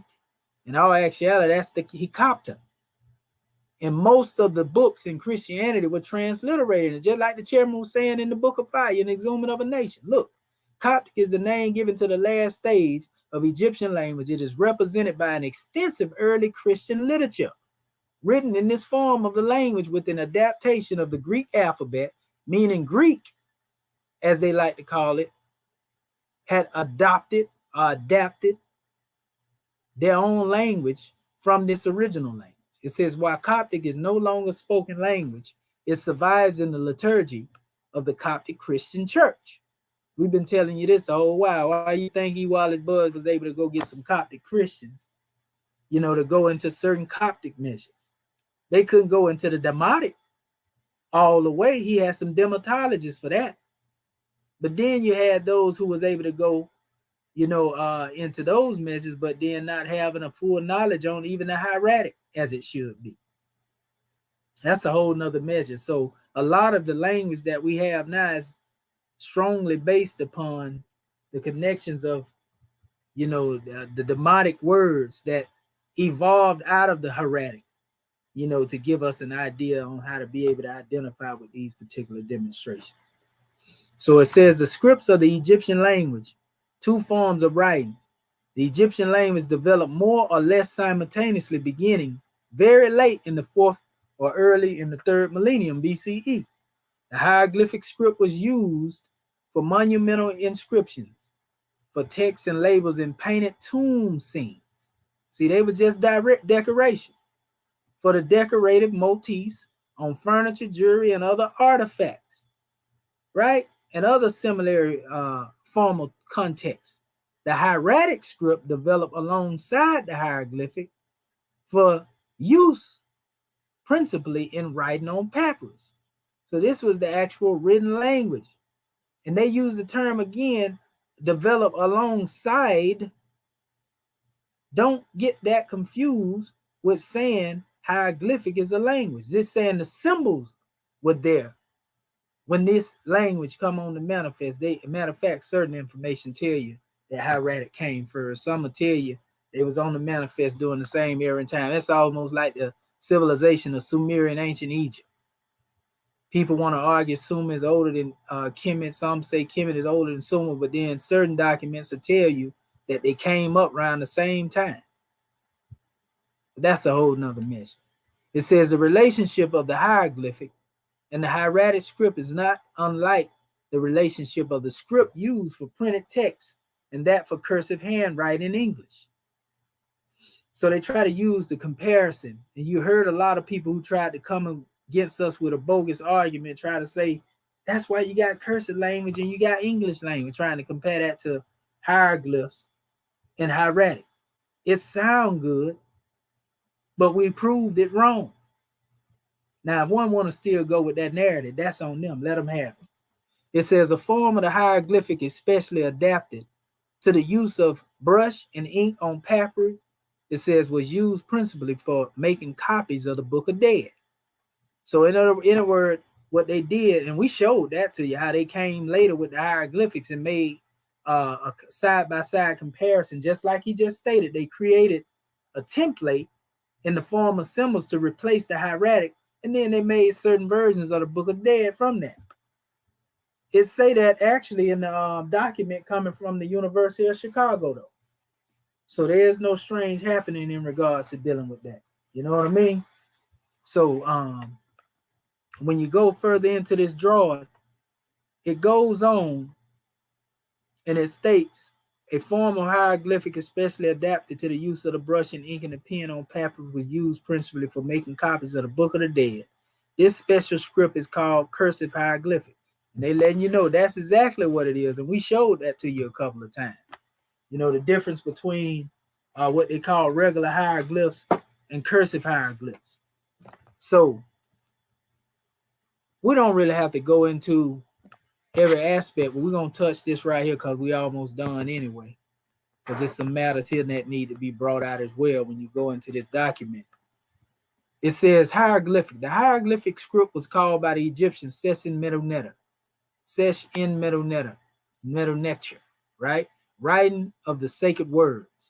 The Greeks called the script Ta hieroglyphica, the sacred carving, or Ta hierogrammata, which is the sacred letters.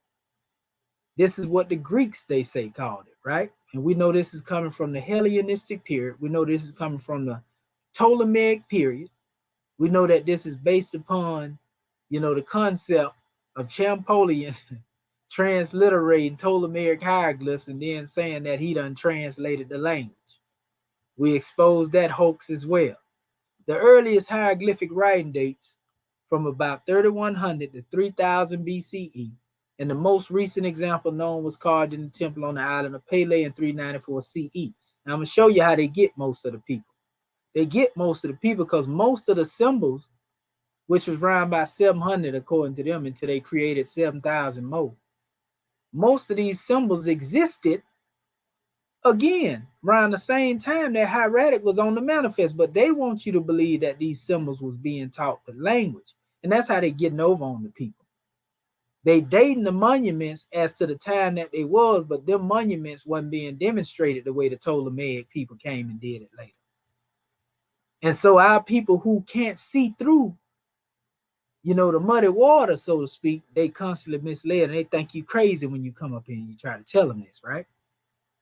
So anyway, it says while there are somewhere, it says in the neighborhood of 6,000 glyphs that have been documented, a considerably small set of several hundred suffice for the bulk of the non-religious texts. Gardenia lists about 750 glyphs in his index.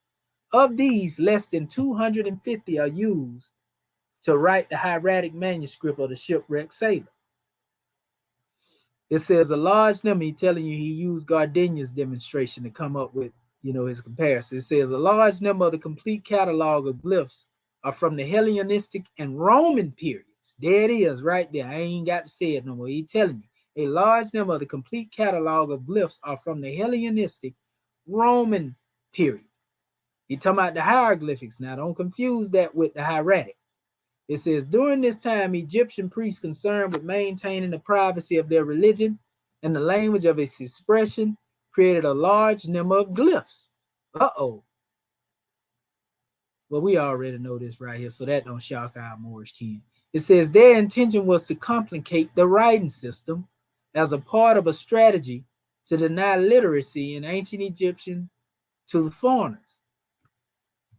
And this is what they came up with, what we call, the cryptographic hieroglyphs, Ptolemaic hieroglyphs.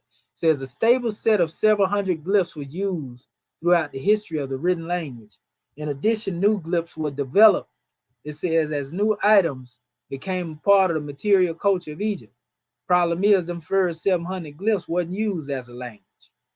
That concept came about after they invented the language that they came up with later. Sometimes glyphs change shape as the item they represented changed, and sometimes the glyph remained the same. The hieroglyphic script was used to write, it says, on a great variety of materials. It says gradually, the form of the glyphs used on papyrus began to diverge from that used on stone. It says the form adapted for writing quickly and efficiently with rush pen and the ink on papyrus became known as hieratic. This is Western academia, something else, man. They try to really smooth it over and try to describe, their logical fallacy, based upon their creation, with this old demonstration and try to make it the truth. And our people eat it up. It says the form known as hieroglyphic remained the preferred form of writing on other materials, particularly those intended for public display. Additionally, hieroglyphic was used in the form known, it says, as cursive hieroglyphic for writing copies of the Book of the Dead and the coffin text and papyrus. Cursive or hieroglyphic, it says, not as stylized in hieratic. We already exposed that with the scholars' information, again, from the University of Chicago. It says the hieratic form of the script developed in the context of the papyrus. Rush pen and hieratic is known from before the 4th dynasty to the 3rd century CE.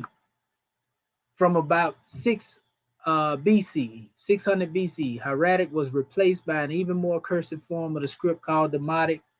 It says for most documents during the period of the New Kingdom, 1550 to 1070 BCE, the hieratic script was developed in the two increasingly distinct forms. A more elegant form of the script was used for literary and religious texts, and a simpler form was developed for business documents. This business script itself developed regional variants, one of which from Lower Egypt became a script known as demotic, which supplanted the hieratic script for all uses in the 6th century BCE. The restricted use of the hieratic script led the Greeks to refer to it as hieratica, which is priestly, according to them, right? It says demotic. From the 7th century, a highly cursive form of script, demotic became a typical script used for ordinary purposes. Since this script was the one common used by the Hellenistic period, the Greeks called it demotica, which is popular script, priestly script, popular script, right? By the Ptolemaic period, some literature was also written in demotic.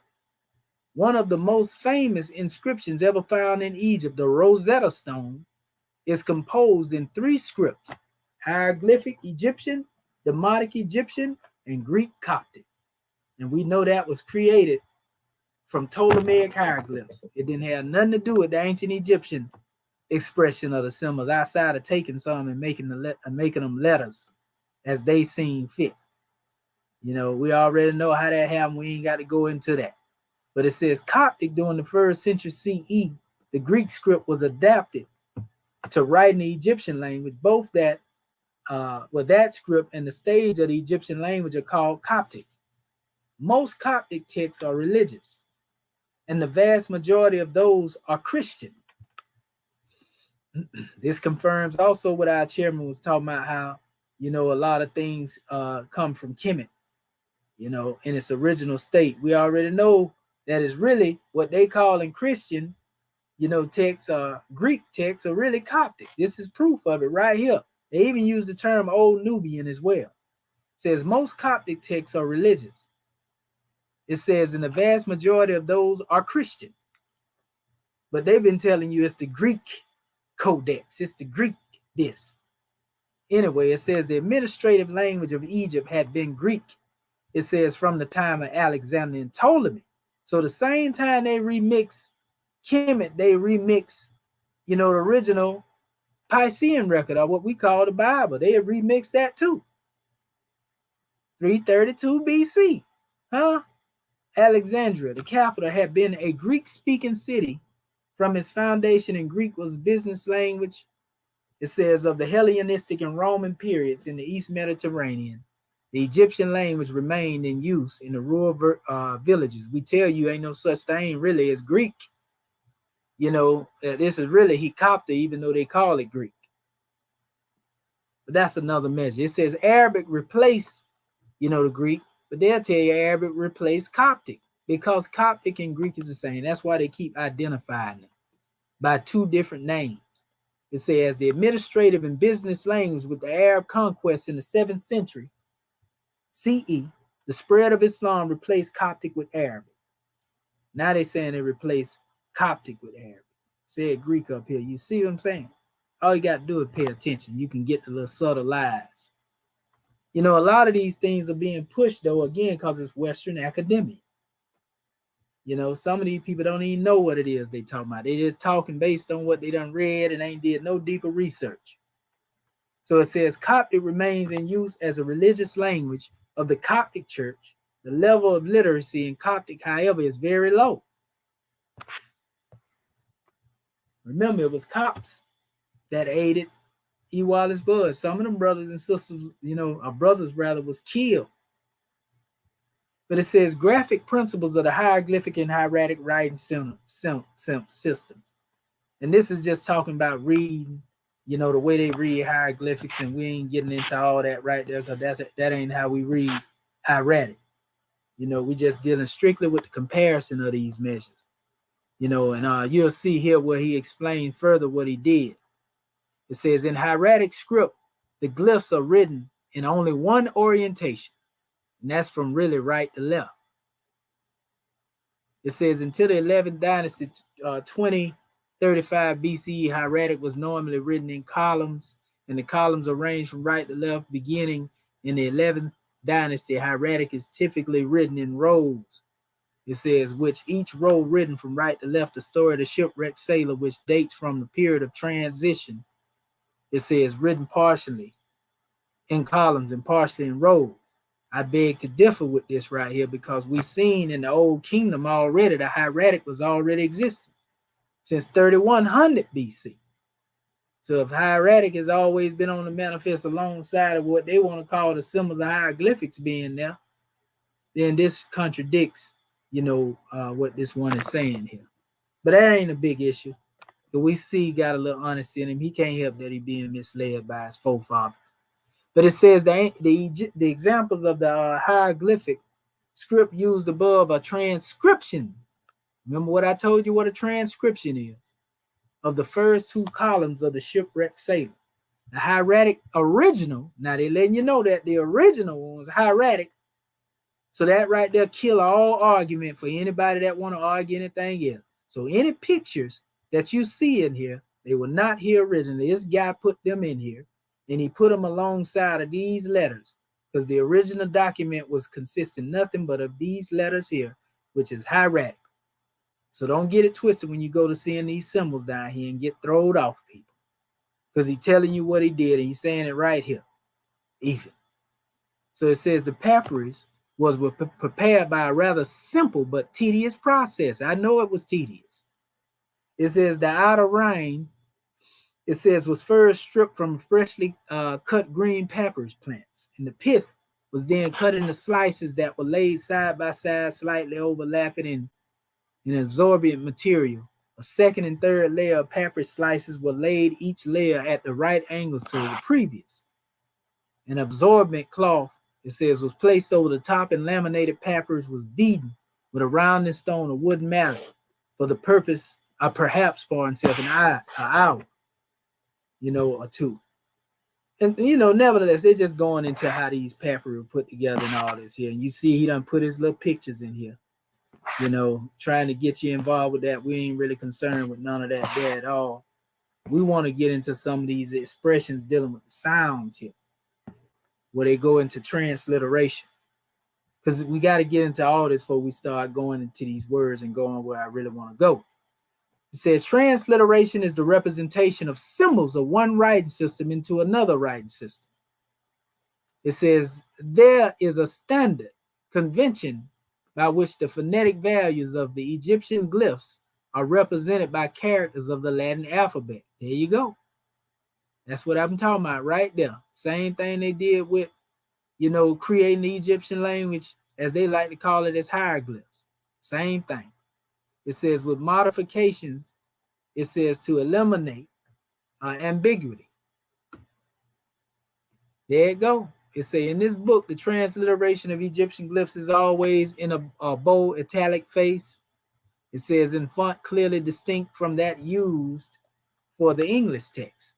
The phonetic components of the Egyptian writing system represent consonants. It says in some long vowels, except as they can be reconstructed from Coptic. So you see they grab from different areas. That's just like Wallace Budge and them did. A late form of the language written in Greek characters. It says the vocalist values, I ain't gonna even comment on that. And Egyptian words are largely unknown.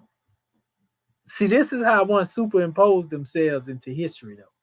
It said, thus, the transliteration of the Egyptian words produces unpronounceable clusters of consonants, such as T, PT, HTF, S, H, S and SH, pardon self, SDM.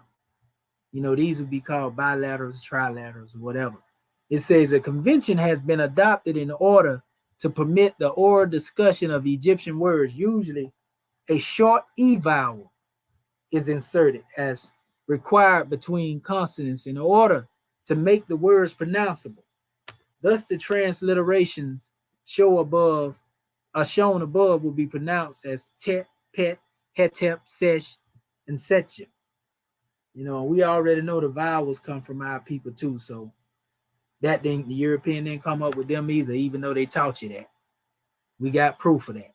It says in the transliteration scheme, the consonants W, B, F, M, N, R, H, S, K, G, and T and D can be pronounced as in English. The consonants with diacritical marks can be distinguished in the following ways. We already know that these are dealing with different sound expressions. When you look at these, they will let you know the exact way to express the sound. A lot of this we went over when we dealt with the Arabic expression as we did, but it's very similar because Arabic comes from that. So a voice A sound is voiced by vibrating the vocal cords with air and force from the lungs, right? Then they go into the guttural.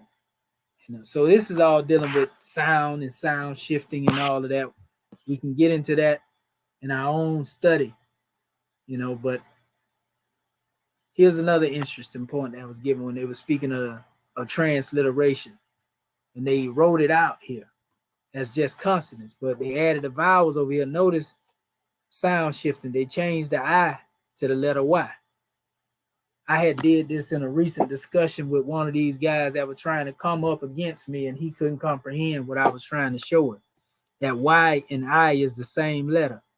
Just like right here, when you see the S by itself, and you see that little arrow looking thing on the top of it right there, that's pointing down, that means it's sh sound, the SH sound. That's why you seen them transliterate that as SH right here. You see? Just like this here, jet. See, that's D and D. That's jet. And you can see that by the elongation on the bottom of this. That shows you that it's dragging into that. So again, see the EN and the IN here? See yek here, which is the Y is in replacing Y and the E, actually replace the I up here.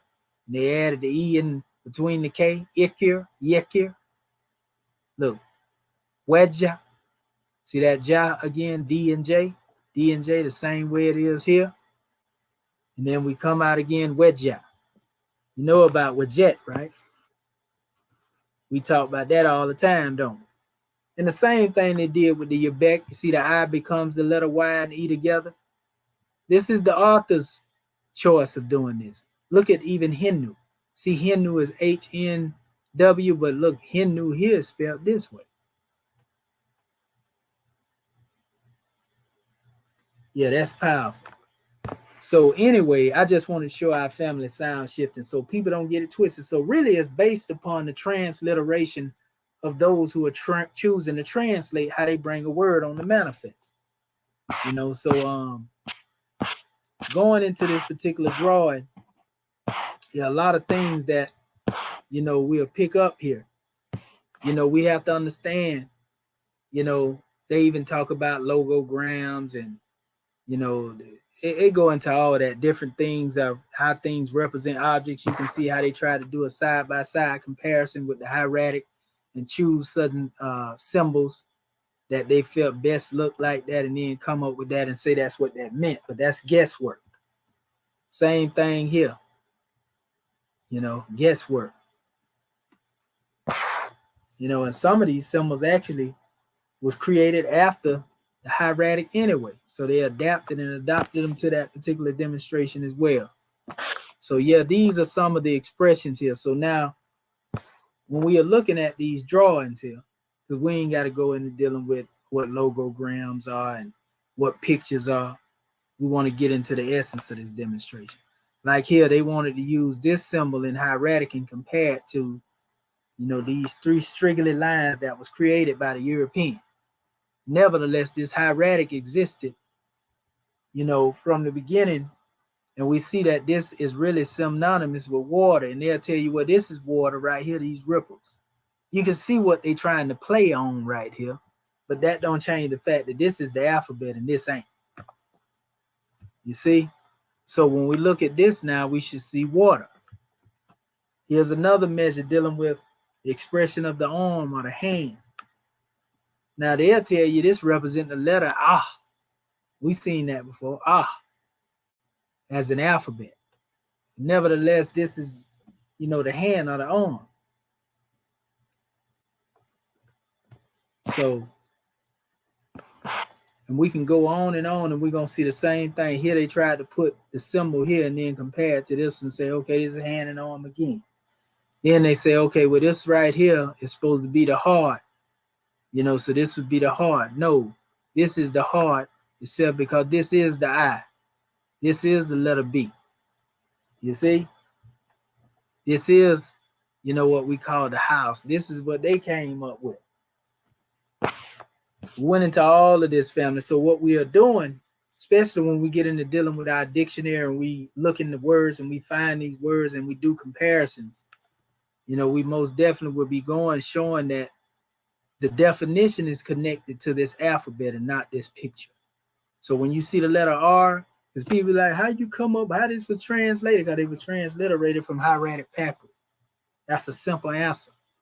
When you don't know that, you'll ask crazy questions like that, though. Mouth. Here's an expression for mouth here. You know, and this is written out in these actual letters here. We're going to get into, you know, how we go into finding connectivity between these drawings and how we would take these things to the next level based upon what we have in the Book of Fire, in the Book of Ali, you know, the Moorish Holy Quran, so forth and so on. Here they want to call these fingers, right? But look at this. You know, they trying, they're really reaching, y'all. They really reaching, you know. But nevertheless, so when you see these definitions, you shouldn't see these symbols, you should see these letters. Imagine these letters, you know, together here, you know, which this is a triliteral, pardon self, which is D, B, and W. Actually, D, B, and then it has a vowel there, A and W. The ball. You see? Fingers. You see? Also here. Same thing. You see Neteru? You see they tried to come up with their comparison here? Look real good, don't it? But we already know this is the real alphabet right here. So isolate the pictures out of your mind and deal with the letters. And this is where we take words and go further into them. You know, all these different measures here. These are your transliterations. This is your alphabet as we know. This is nothing more than a placeholder right here. Ain't no different than a reservation. They want to use this to replace this, just like they use a reservation to keep the Moors from claiming their land. Oh, they saying land and earth right here, right? Ta. You hear them talking about Ta-Mary, the land of Egypt. Ta-Mary, that's Ta right there. So this is it in Hieratic. Ta in Hieratic. And so they have a whole bunch of gardenia signs here, as we spoke of. You seen your boy speaking highly of that in this document. There are a whole bunch of them that you can go through here and find. We're going to go deeper into this. You know, we already seen what they did here. We ain't got to go into that. But we can use the glottal stop in the way the one use the words. We know it ain't in the abjad order. That's the first sign that something been remixed. You don't have that abjad order on the manifest. We put it in the abjad order. We got our abjad order, but everybody else, they got this remix right here. You know, to put symbols up here in the place of alphabets. So let's try some things here dealing with some of these measures here. This is what I wanted to get into with the tools. We're going to open up the floor in a little bit. And they're talking about common ligatures here. Monoliteral phonograms is what they call them, right? Now, if you notice here, you see R and K. We can say that's rek, ek, neck, nut, net, right? That's what all of these will be. Now, when we come up here, this is the Unicode. Now, we showed you that's D21 and V31. So we showed you how to navigate through this particular demonstration here, because we're going to do all this in going through dealing with this document. Let me go back over here again. Yeah, that was D21 and V31. D21 and V31. Okay, so it's D21. When we do our research in our tool, and we want to give honor to our brothers in China that created this, you know, and put this out here. European then put this out there. You know, so anyway, that's D21 right there, right? So when we go back over here, D21, when you look at the expression that they give here, which is RK D21, they should have a symbol in here the same exact way as this one. You actually can see it, but they just got it drawn in different ways. Let me see here. So you see it here? You see them right there? These are symbols. I don't know how they misconstrued that to be a head. You know, but nevertheless, that's what the European did. Because those who compared this site only taken from Moeller's information, because this is based off Moeller's stuff. So, you know, the head was placed here, and they placed this on the side of how they got the head up out of it. I guess they trying to say the circle on top represent the head. But we ain't going for that. We already know we ain't dealing with the symbol. We dealing with the alphabet. All we want to know is what the alphabet represents. So if D21 represent this alphabet, then when we go back over here, we can see it right here. Only difference is the style of the right. You know, now what's the significance of finding the Unicode? So once you find the Unicode, you still need a definition. You still need a definition. And though we will use, and see, it's a lot of different connections to these drawings too. I'm just scrolling this down so you can see it. Whole lot involved with that there. But this actual one that we're looking at here, what they have is a rec. You can find all that stuff in here, connection to this particular drawing. And that Unicode always take you where you need to be. And I think it was V31. Yeah. Let's see what V31 has. We're going to go over there in a minute to deal with those too. V31 brings us here. There it is.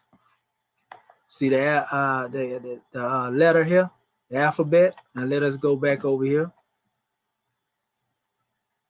See the V31? And that's supposed to be in connection. They're supposed to be in connection now with each other. Let's see here. See that? Same thing here. And they got different expressions of it. They had just the letter K here. This is the A and the K, ack. This is back. B-A-K, back. Yeah. Make you think about the ba and the ka demonstration to a certain degree. So once you have found this, basically, you don't have to worry about this. We already went over there. You don't have to worry about that. You don't have to worry about this. I just had Gardenia sign lists up here actually for comparison to these, letters that were actually dealing with that. But once you have found that, remember, you always go here to your dictionary, and then once you go through the dictionary and you look, see they got the Unicode on the side of each one of these. Now, this dictionary is the Dixon dictionary that we sent out to our Moorish king. You see, they even put this one in the order of Gardenia's list. You see? And so what you would do, you would go and look for the D21 degree. Okay, that's D21. But that's a different spelling of a word here. Let us scroll down a little bit. See what we can find. That's D21 right there. This actually is close to the word we looking. Here go right here. This is close to the words that we're looking for. Remember, it was rec. So we can see the connection to that same little pot they got right there. Where is that? See the little pot looking thing up under there? So we can see the connection in this area. And what you do, pardon self, when you get to that area in the dictionary, you have your definition. This ain't the exact definition. I'm just giving you an example. This is actually closer to it. Right here, it has N5 at the end, but this is actually closer to, that is special demonstration, and it's dealing with the time of a king. We can actually basically connect that. This is the same one, similar to that. Let me go back over here. Yeah, this is actually the same expression. It just don't have, looking at the marker, of those symbols. Yeah, this is actually the same thing. And they connecting it right here. This is it. The time of a king is what they're saying here. Now, if you go to another one of the dictionaries and you look up the same thing, you'll find another definition that should be right there close to that same definition. The thing is not just accepting those definitions, but replacing them with Moorish definitions. You see? That's the key. So all of these are just tools and keys to give you an idea of where you're going. And once you get there, then you got the pen in your hand, like Prophet Noble Ali said, you write the history. This is our other dictionary that we had that actually go a little further. I'm trying to pull it up. It's moving so slow. It got 474 pages in this one more. Let me see, can we get to... I hate when the computer gets sluggish like that. Mm-hmm.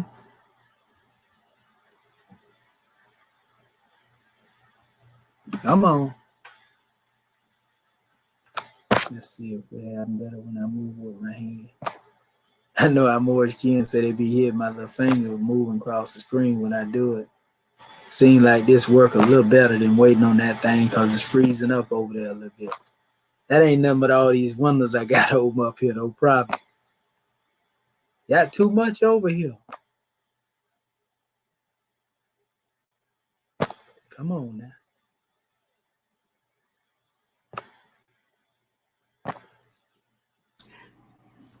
Dr. Shahid, Uh-huh.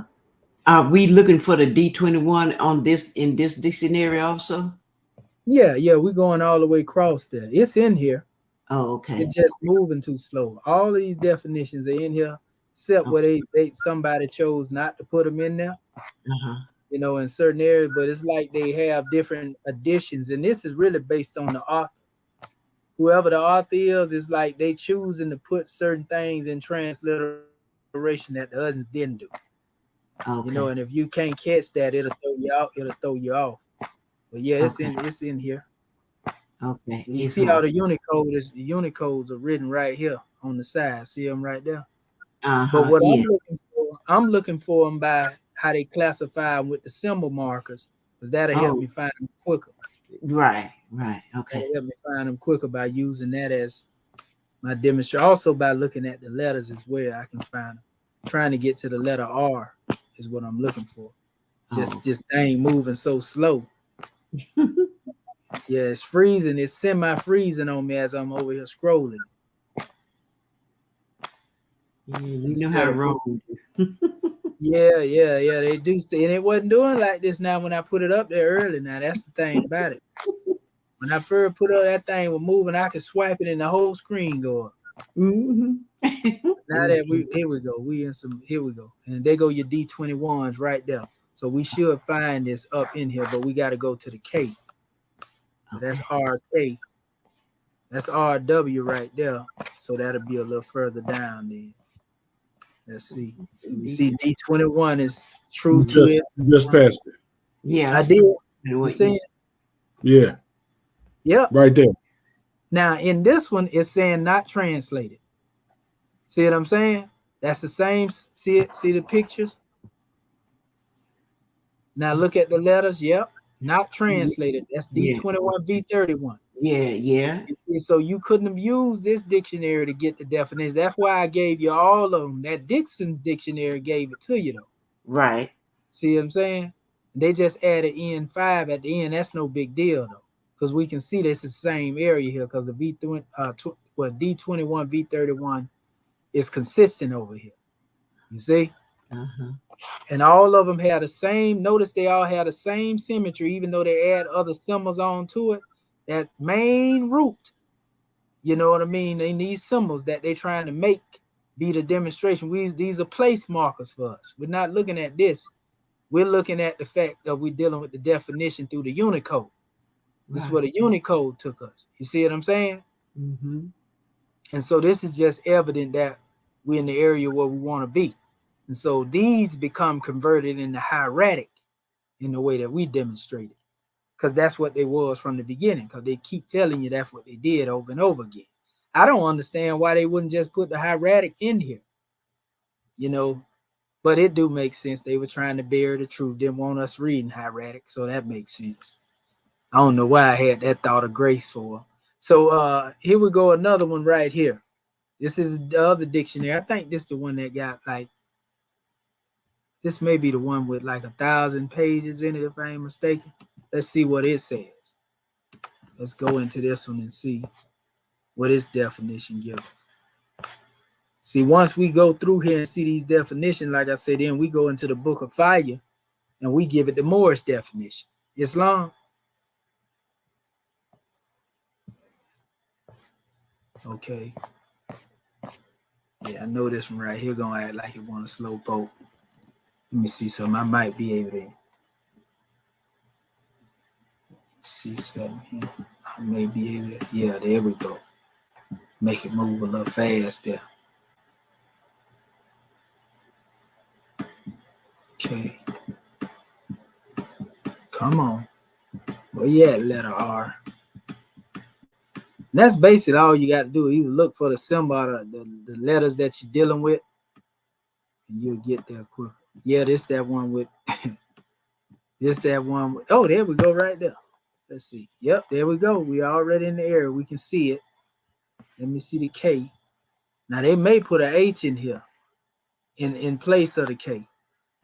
Because some people don't dealing with who it is, because the K is interchangeable with the H as well. I'm just trying to, I see the D21 right there. We're looking for D21 V31. Okay, in the Unicode. Let's see. It's in here. I see they using time right here. So we can see the connection of time being used there. I may have to go back up. I'm just going down right here. Yeah, can you go back up? Because I thought I saw Yeah, I saw it too. That's what I was saying. I might have passed it. That's why I was saying I may have to right go there. back up. Yeah. This coming right here with the snake. 31. They have 14 on the end, but this is definitely connected to the root. Only difference, they got 2 of these symbols up here, but the D21 and the V31 is definitely in here. That's how you can tell though. If you notice, even though that has an extra R on it, you see the D21 and V31 is still in this particular measure. So these Unicodes really convert to these letters. You see what I'm saying? And either they don't have any more than this, and this is what they have here in this definition, or it's another portion up here somewhere. Or maybe it's, like I said, I'm gonna go down a little bit more first before I go back up. It may be back up there because we're looking for R and K isolated. Even though we seen that right there, that's a good drawing. 1 second here.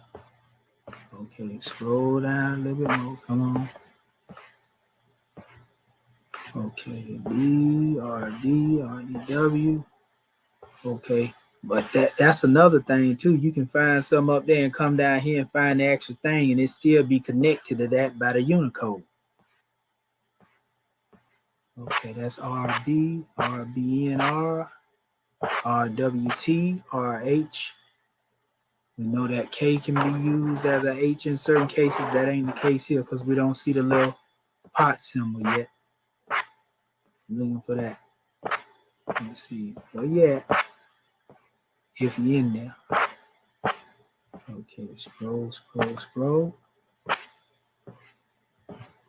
That's I can tell you one thing about this one here. This one right here got some extensive demonstration with that letter R. Goodness gracious. I think this one right here blow E.A.R.S Buzz little demonstration out the woodworks with all the definition that is given over here. Okay, no, I'm not there. Looks like you may be getting closer. What'd you say, brother? I say it looks like you may be getting closer. Oh yeah, that's what it seemed like. Yeah, once I get to RK, there we go, right here. Now it may be something down here. Let's look. Let's see as we go through it if it gives us a V31K, because this is not giving us V31K right now. I don't see that little. It ain't got that little what I call the little bowl. Yeah. It don't have that here, but that don't mean it's not down here in this area. It's actually dealing with the order of this outside of the abjad order is what it is, family. Because these are being put in order according to the way they put the so-called Egyptian dictionary in order. So we can't go A, B, G, D, you know what I mean? Okay, let me see here. Trying to find it. I know it's K's out through this language here. Okay. I see a V31 popping up down here somewhere. Maybe it's down here. Okay. Here it go right here. Here they go right here, the other cluster of them. There it is right there. Yeah. That's the time again. You see what I'm saying? Right. You know, so the closest thing I'm definitely seeing time in relation to that other definition, but they adding another letter on the end. You know, here it is right here. Again, time of kings and ancients era. So we see this is connected, but they got a little chick there. But you can see what we're getting at, family. This is how you go and look and find your definitions. And once you're able to find those definitions, like we see, okay, this is dealing with ages, time. Okay, well, this is the word now, you know, for the time that masterminds and cycle ages come. Only pure heart can see their king. This You know, you tie it in like that. Go ahead, Granddad Secretary of the State. pardon itself. If you go up maybe to the fourth one from the top, that RK. Oh, there it is, right there. Yeah, because that's still dealing with time, like the but and the now. Yep, that's it. That's right. Still dealing with time. Like the chairman said, what come before or after the but? You know, this is it right here. That's right. But they are still connected to each other by this. So when you see this here, this D21 V31, now you go here, see RK as creep. You see, this is the root in what we're dealing with. But we see D21 V31, and then we see the other ones here, a repeat of that, creep. You know, and then we see the relation now to snake, because snake creep, right? But you know, we can also put this in the realm of, you know, time being symbolic to the serpent, you know, that's in the universe as well. You know, time creeps up on us. Before we know it, at moment's notice. You know, they say the Most High come as a thief in the night. Yeah. You know, when he come with his That's red right. laser, you know what I mean? And so we can see it. Look at that.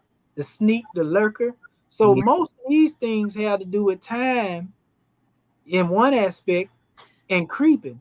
So it's more like time creeps up on you if you ain't careful. You know, even though time never was when man was not, you know, and then when you deal with the but or the now, you know, so it's now, if you don't get it together, no, I'm just messing That's with right. you. Gotta get it right now. Yeah, you got to get it right now. That's right. You know, and so like it said here, but when you link it down here and we deal with the time, and I think about the pure in heart, only the pure in heart in this new era and time, they the only one right now that can see their king. That's right. You know, That's right. and look, it even speaks here. It says, again, RK, and it add the S on it, but then this is a span. You see what I'm saying? So this is power. And when you trace that same root, you can even go up here where it says the burning ones.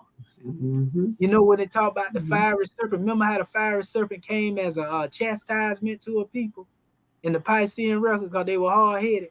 Oh, yeah. Yeah. Yeah. Oh, yeah. He sent them burning ones on them, huh? Yep. In the Quran, they call them flaming scimitars.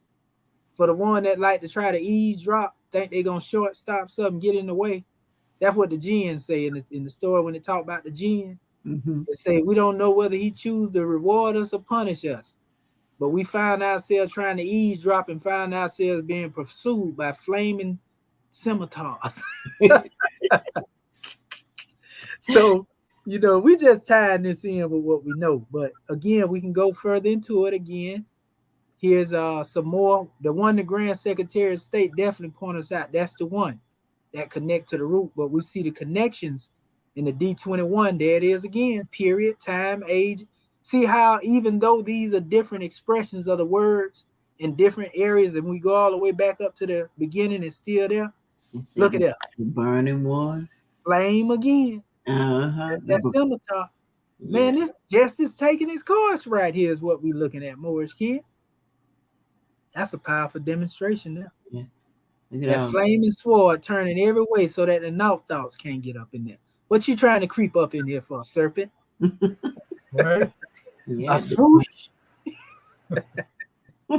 Yeah, so yeah, we can see that here. You know, but this is one of the many examples on how we can take a word. Look how far we can go with this. Yeah. Beyond the way that they try to look at this. It's still going. it go up into the months and fellas. We know this is dealing with cycles now. You know, 6 and 7 months, the fire, the burning ones, time of the ancients. We can even go into the Kafesh and talk about how it's synonymous with this special demonstration here. This is powerful. You know, yeah, that's it there. That's it dealing with that particular drawing. So let's see what it has in this dictionary. They don't have the Unicode here, but we can go by the letters. Don't look like they got too much up in here, like it ain't real long like the others. Let's see, and this is one of the other dictionaries we sent out. I'm gonna see what that day. Oh, it looked like I just ran right by it just then. Okay, yep, there you go. What we got to see, we see that's turning aside though. Let me see what we got to go a little. It's right. Whoa. I think you passed I it. just went past it. Yeah. Right. Yeah, right there. Yep. Yep. Right Right. Yeah. Yep. There it is again. Yeah. So we can see all the way across the board then that time is being used here. So we can use that word rek. You know what I mean? I hear some people, they use the term Ricky healing. Yeah. But Yeah. anyway, you know what I mean? You know, we just tapping into these things because they tying in. But there we go again. So we can see across the board, even without the Unicode. You see how easy it is once you find what you're looking for. That's basically how you research it. And once you research every letter, because that's all the dictionaries I had up here. Now you can go if you wanted to E. Wallace Bud's dictionary and look and see what his is as well. But I'm pretty sure all of them in some way agreeing upon the same, except that last one over here, the Vegas dictionary. It gives, I think, more extensive insight into all of the definitions. You know, so we wouldn't just deal with solely the time, but we can get deeper into this and see exactly what is meant by this, you know. So this is powerful. It ain't strange because it says in the Grand Quran, Allah is the time. You know, they call him Allah is the time, you know. So that's a whole nother measure in and of itself. And I tell, you know, the young ones, when they be moving, that's the only thing I say to them. I don't even do no whole bunch of lecturing now. I just walk past them and I say, son, time wait for no man, and I keep it moving. That's my demonstration, because I done told you everything else in extensiveness. They can get the rest by coming on my page, you know what I mean? But nevertheless, that's the lesson that all our people got to bear witness to. Time waits for no man. We ain't got time to be playing. The hourglass done ran out. That's right. So ain't no more waiting to see when it's gonna happen or when it's gonna get better. And no, we got to do it now. It's nation time right now. To make it better. That's right. That's right. It's nation time right now, not tomorrow, not the day after tomorrow. It's nation time right now. You know, you got a lot of people upset about these elections and things.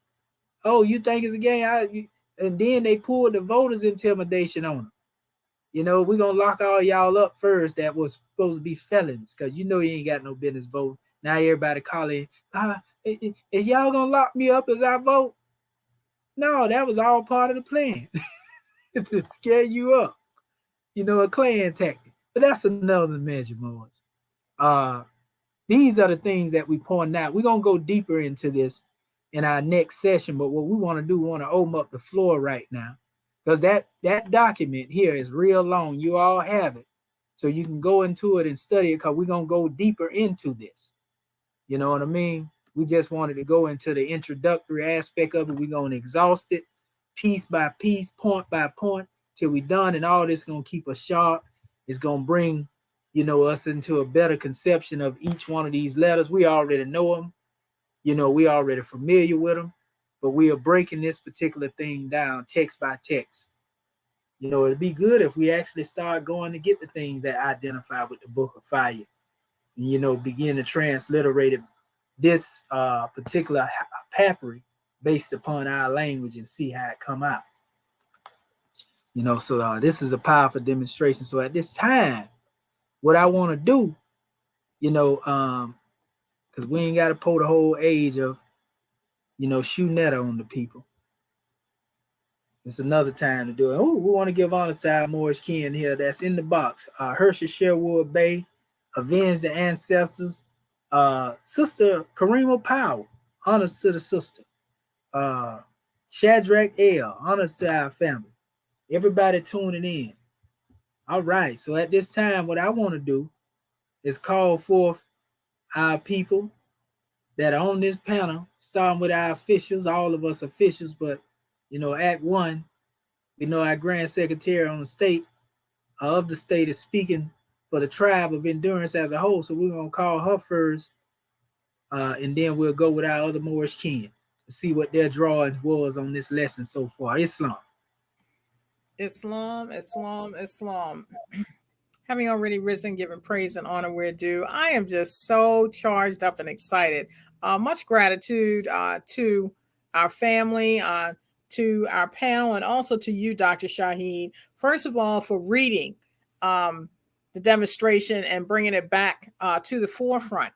And just being and taking us through the dictionaries and being able to trace that word on back. That to me is just so exciting.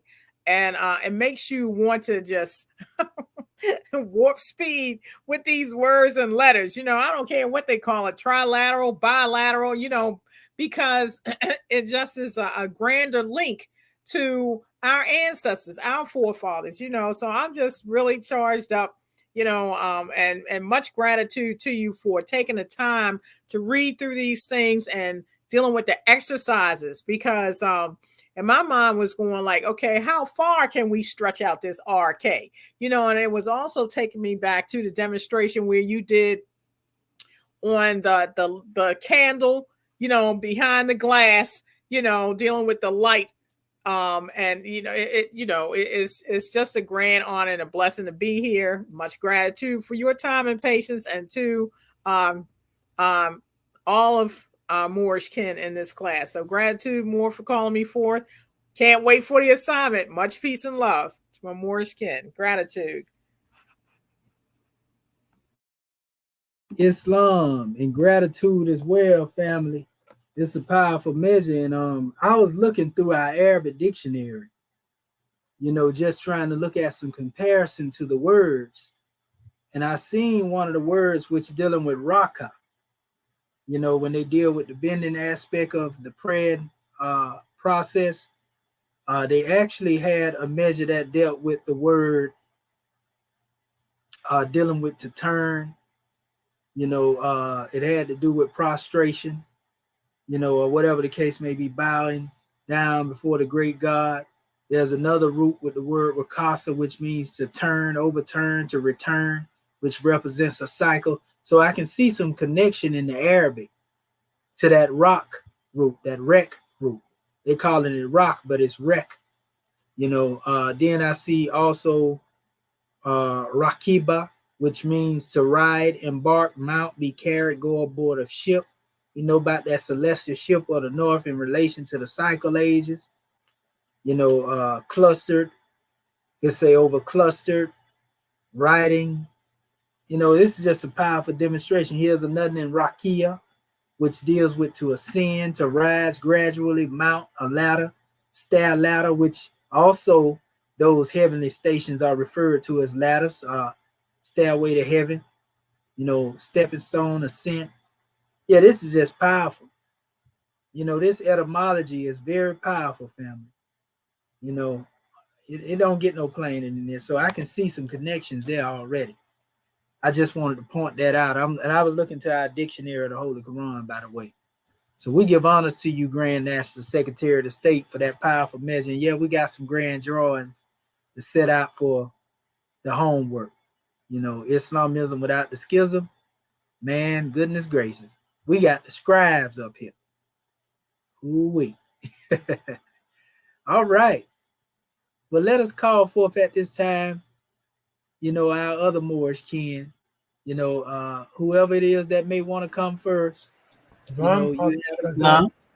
Oh, they came 3 at a time. Triune, Islam. Islam, Dr. Dendra Kurtube, as the God has said, as always, Dr. Shahid, we appreciate everything that you're doing, and I'm glad that you went over everything that you did, and the writing and I can just see everything tying in. Even with when we were reading out the Zooming of a Nation, man, it just blows me away to see how everything just flowing, everything just ties in together. And but like I said, even when we did our last assignment, I had mentioned about doing when you put in the little number and we get the number and the information when we do that. I'm glad you went over that, because that hammer repetition really helps me doing the research on these on these different words and stuff that we did. And I give honors to you for that. And also when you just going over it, when you was reading and seeing how the European, I think, I don't know, I understand. I know that they stole our stuff and plagiarized it and mixed it and tried to write themselves into history. But I think it's still dawning on me just how much that what we was given, we basically got to take.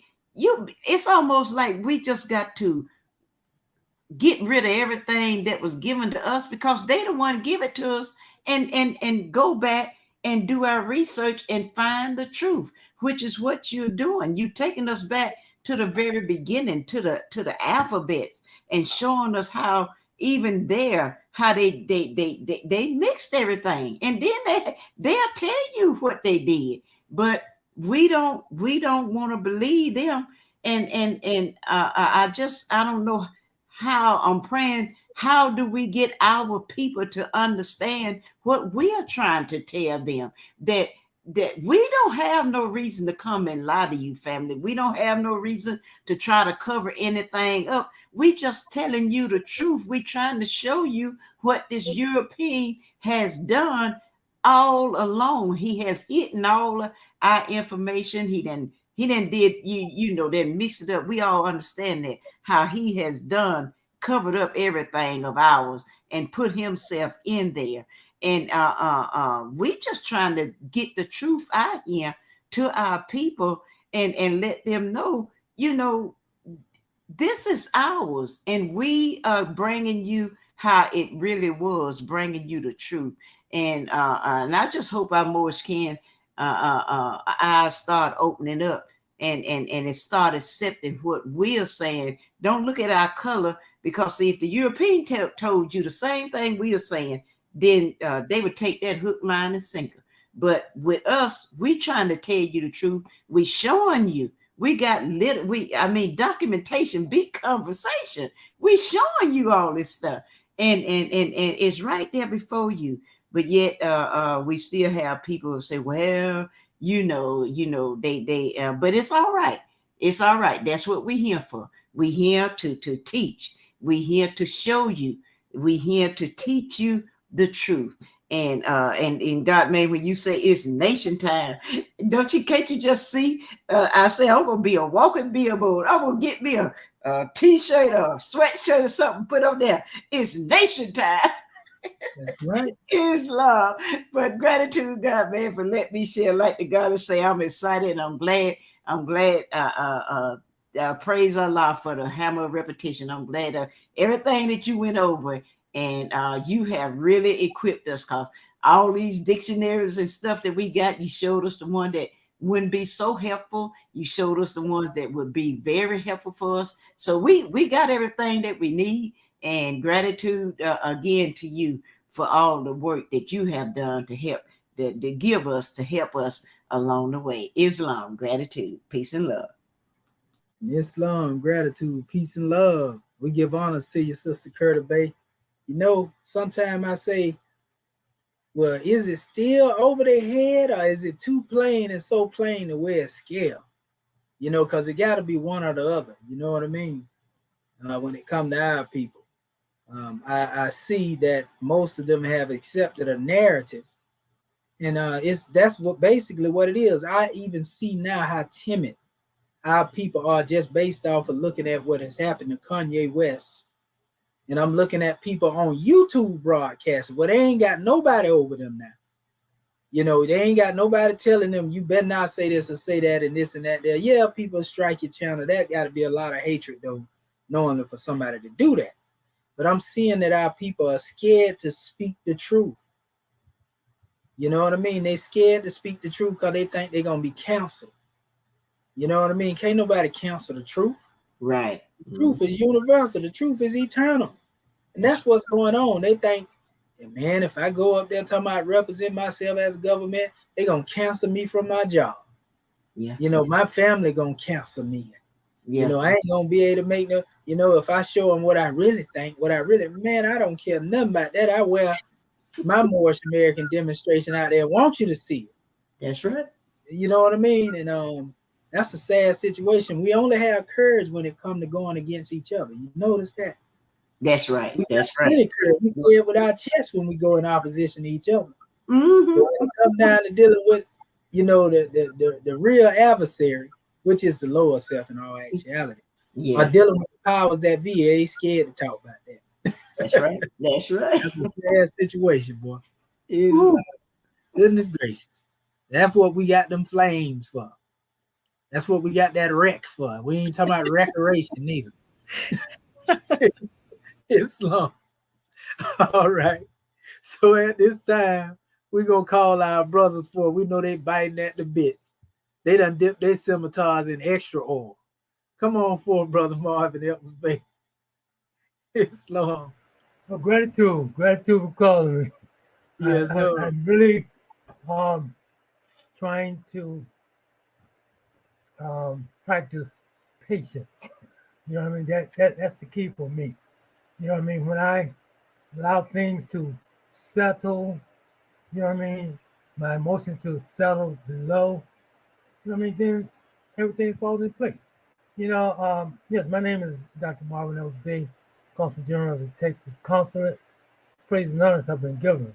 And, you know what I mean? I can't give enough honor for this class today. You know what I mean? You know, it's, you know, I was just thinking, you know, it ain't strange. I began aligning all of my information, all of the things that you sent us, taking it off of my email and put them into a file on my computer. You know what I mean? From the first time to now. I mean, and so it just falls in line, and everything that you showed us just, you know, I think about when we first started this, you know what I mean, how it seemed like everything, it was foreign, of course, even though it was ours, because I had no idea. But at this point, everything is just falling in place perfectly. You know what I mean? And so I can't give enough honors for being here, for being a part of this. You know what I mean? It's like my whole life is bringing me here. You know what I mean? For this moment. You know what I mean? And it makes perfect sense. You know, I mean, just so much to be said. But I tell you, I'm just so grateful. That's all I can say. And I apologize for this morning. I think what happened is I was cleaning my shower out and I was using some chemicals. And it like made my mind, you know, my eyesight and everything kind of, and so I went out and opened up all of the windows so I can get some fresh air. And I know that's what it was. I have to go back to using those products that don't have all those chemicals. But yes, God, man, you're doing a magnanimous job, and it even shows me just how I would say powerful, but how masterful you are. And I'm not trying to stroke you, but just on the real tip, that how you present yourself. You know what I mean? And I can see, like you said, our people are so timid. I mean, we all are. You know what I mean? Because we don't know. But, you know, we're coming into the knowledge of who we are. The prophet has prepared us for this. I mean, like you said, we ain't got to hide anything. We ain't, you know, and talking about losing jobs, maybe that's what one need to. You know what I mean? Because the great God is who is our source. You know what I mean? Is our sustenance. He's all of that. You know what I mean? So we have to be put in a position to where we have to use that. We have to stand on that. You know what I mean? We can't, you know, look at the European for anything. Because when we are there, it's because the great God has put us there. And we have to stand up for that. And I just want to say gratitude. And like like our Grand National Secretary of the State said. And I want to give her honors because she's like, I mean, I think it was the hawk that can look directly into the sun. You know what I mean? Like how she found that those letters. You know what I mean? Like it's just such a beautiful. I mean, to be amongst the masterminds. You know what I mean? I can't say it enough. And so I'm gonna stop. You know what I mean? And so gratitude, God, man, for allowing me to speak. Oh yeah, Islam, brother. We give honors to you. You know it. We definitely got some grand measures to come. We're gonna go through this demonstration with a fine tooth comb, so to speak. You know, that we dealing with now, and by the time we get done, it's gonna sharpen us up for when we get into these other ones that hadn't really been touched, you know, so much as yet. You know, so that's all we're doing, getting ready to go into a deep dive, you know, into this hieratic, you know, because we got a lot of measures to bring forth from a Moorish perspective to the world, you know, in those documents. So Islam. All right, Brother Marvin Edwards Bay. All right, Brother Tara and Puani Bati Bay. Islam. And I'm almost at a loss for words when we come down to this stuff because it's that powerful. And I was thinking about ways that I could, you know, even simplify the process. But you know, one of the things I brought about in the previous class is that the access program, and I'm gonna end up investing in an access program because if I can cut that whole, you know, these words out and place them all in that main database, all we have to do is plug it in and come up with, we put the metadata in commit right on it, and then it will bring up all the words that tie into it. We can bring the Arabic meanings that tie into it and put it all in just one database, and it will correlate all everything that's just to make it that much easier. But that's gonna take some time because we got some groundwork that got to be put forth first. And I think we being here is like is in a celestial Gulf Stream that you're here and then you're getting carried,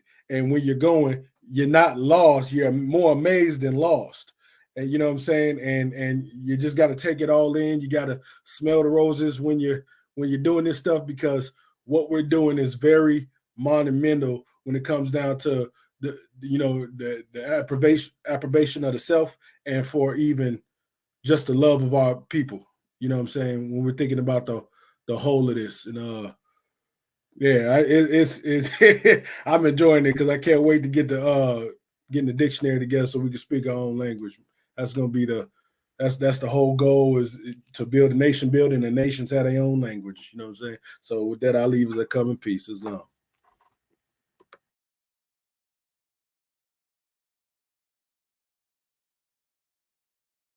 In Islam, brother, yes, sir. That's the grand drawing, you know, and we definitely, especially when it comes to our language, you know, and building up the words, you know, give honors to you all because we know we got some more words coming from the A section, so to speak.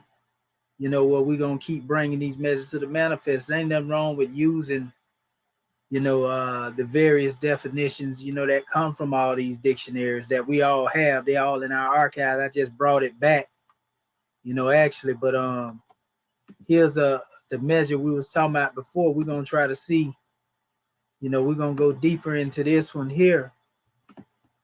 This is the one I had, you know, just dealing with our alphabet, like I was showing you before when I created the alphabets. And once I put them there, all I had to do is draw them and write them on paper. I'm gonna do another set, you know, but you draw them and you copy the paper out, and then once you scan it, they come back like this. The only problem is I can take this alphabet and copy it, you know, and then paste it, you know, in a particular area, but it's not. I want to be able to type in it. You see what I'm saying? So when I type now with this font, looking at my word, because I did so-called export it, you know, it's coming up in Arabic because I use the Arabic template. You got to use the Arabic, English, or whatever template you want to use. I used that because it was dealing with 28 letters, you know, and still got some perfection. This was just a test.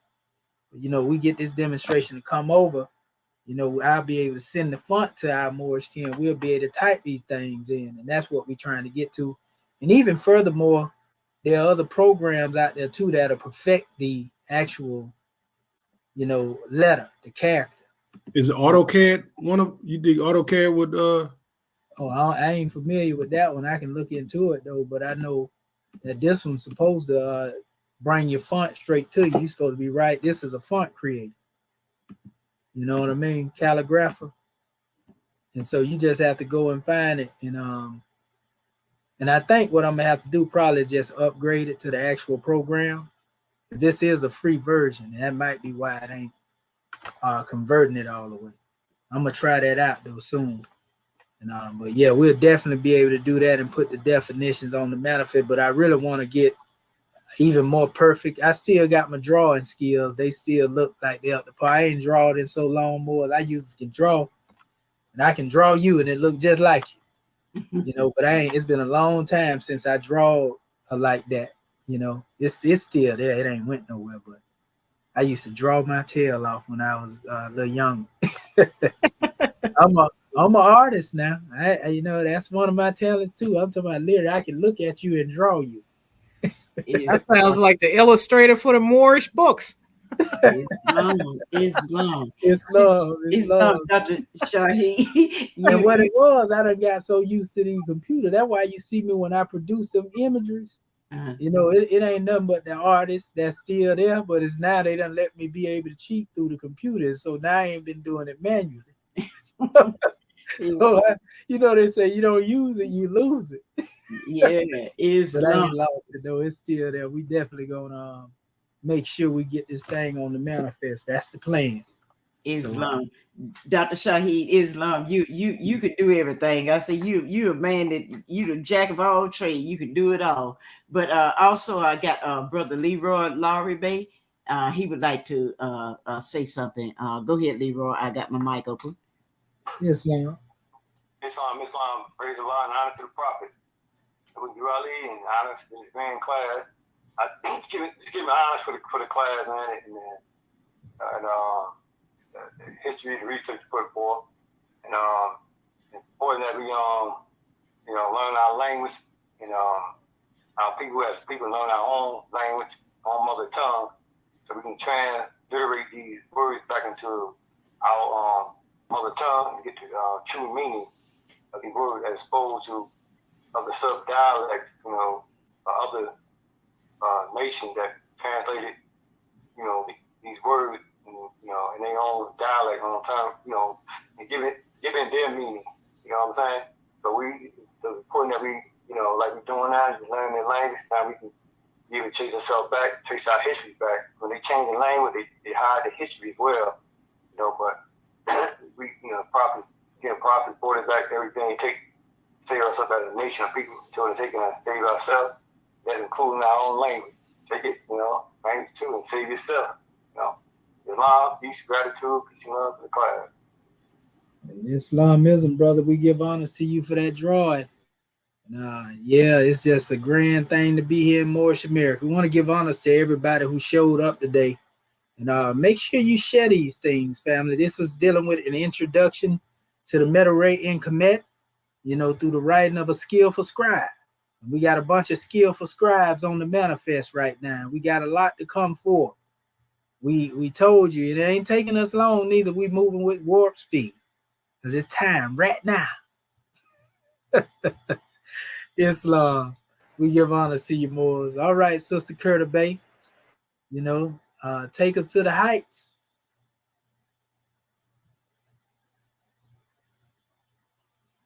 Well, hold on. I want to see one more time if our Grand National Secretary of State have any closing remarks from the official standpoint. Islam, Grand National Secretary of State. Islam. Islam, having already risen, giving praises and honor with you. No closing remarks, just that I love this class. Gratitude. Praise Allah for all of you.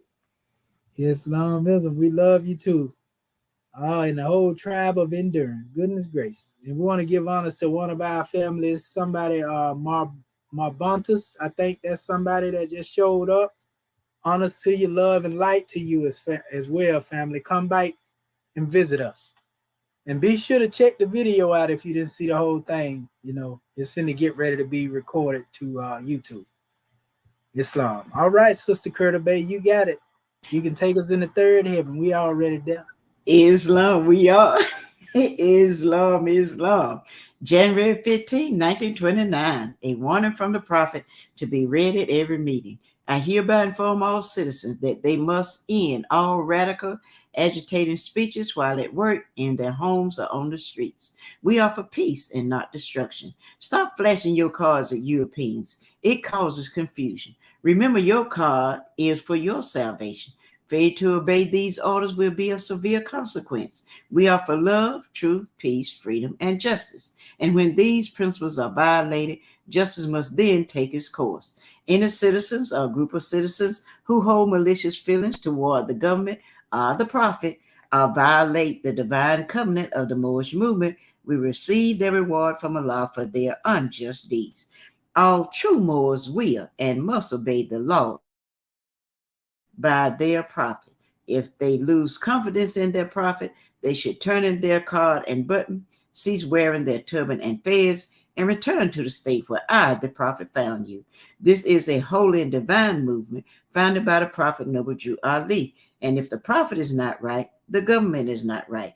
The prophet, therefore, is sending out the divine plea to all Moorish Americans that they do their part in protecting their prophet and the government. This is an everlasting movement founded by the prophet through the will of Allah to redeem his people from their sinful ways by the order of Prophet Noble Jew Ali. A holy covenant of the Asiatic nations. Ye are the children of one father, provided for by his care, and the breasts of one mother have given you suck. Let the bonds of affection, therefore, unite thee with thy brothers, that peace and happiness may dwell in thy father's house. And when ye separate in the world, remember the relation that bindeth you to love and unity, and prefer not a stranger before thy own blood. If thy brother is in adversity, assist him.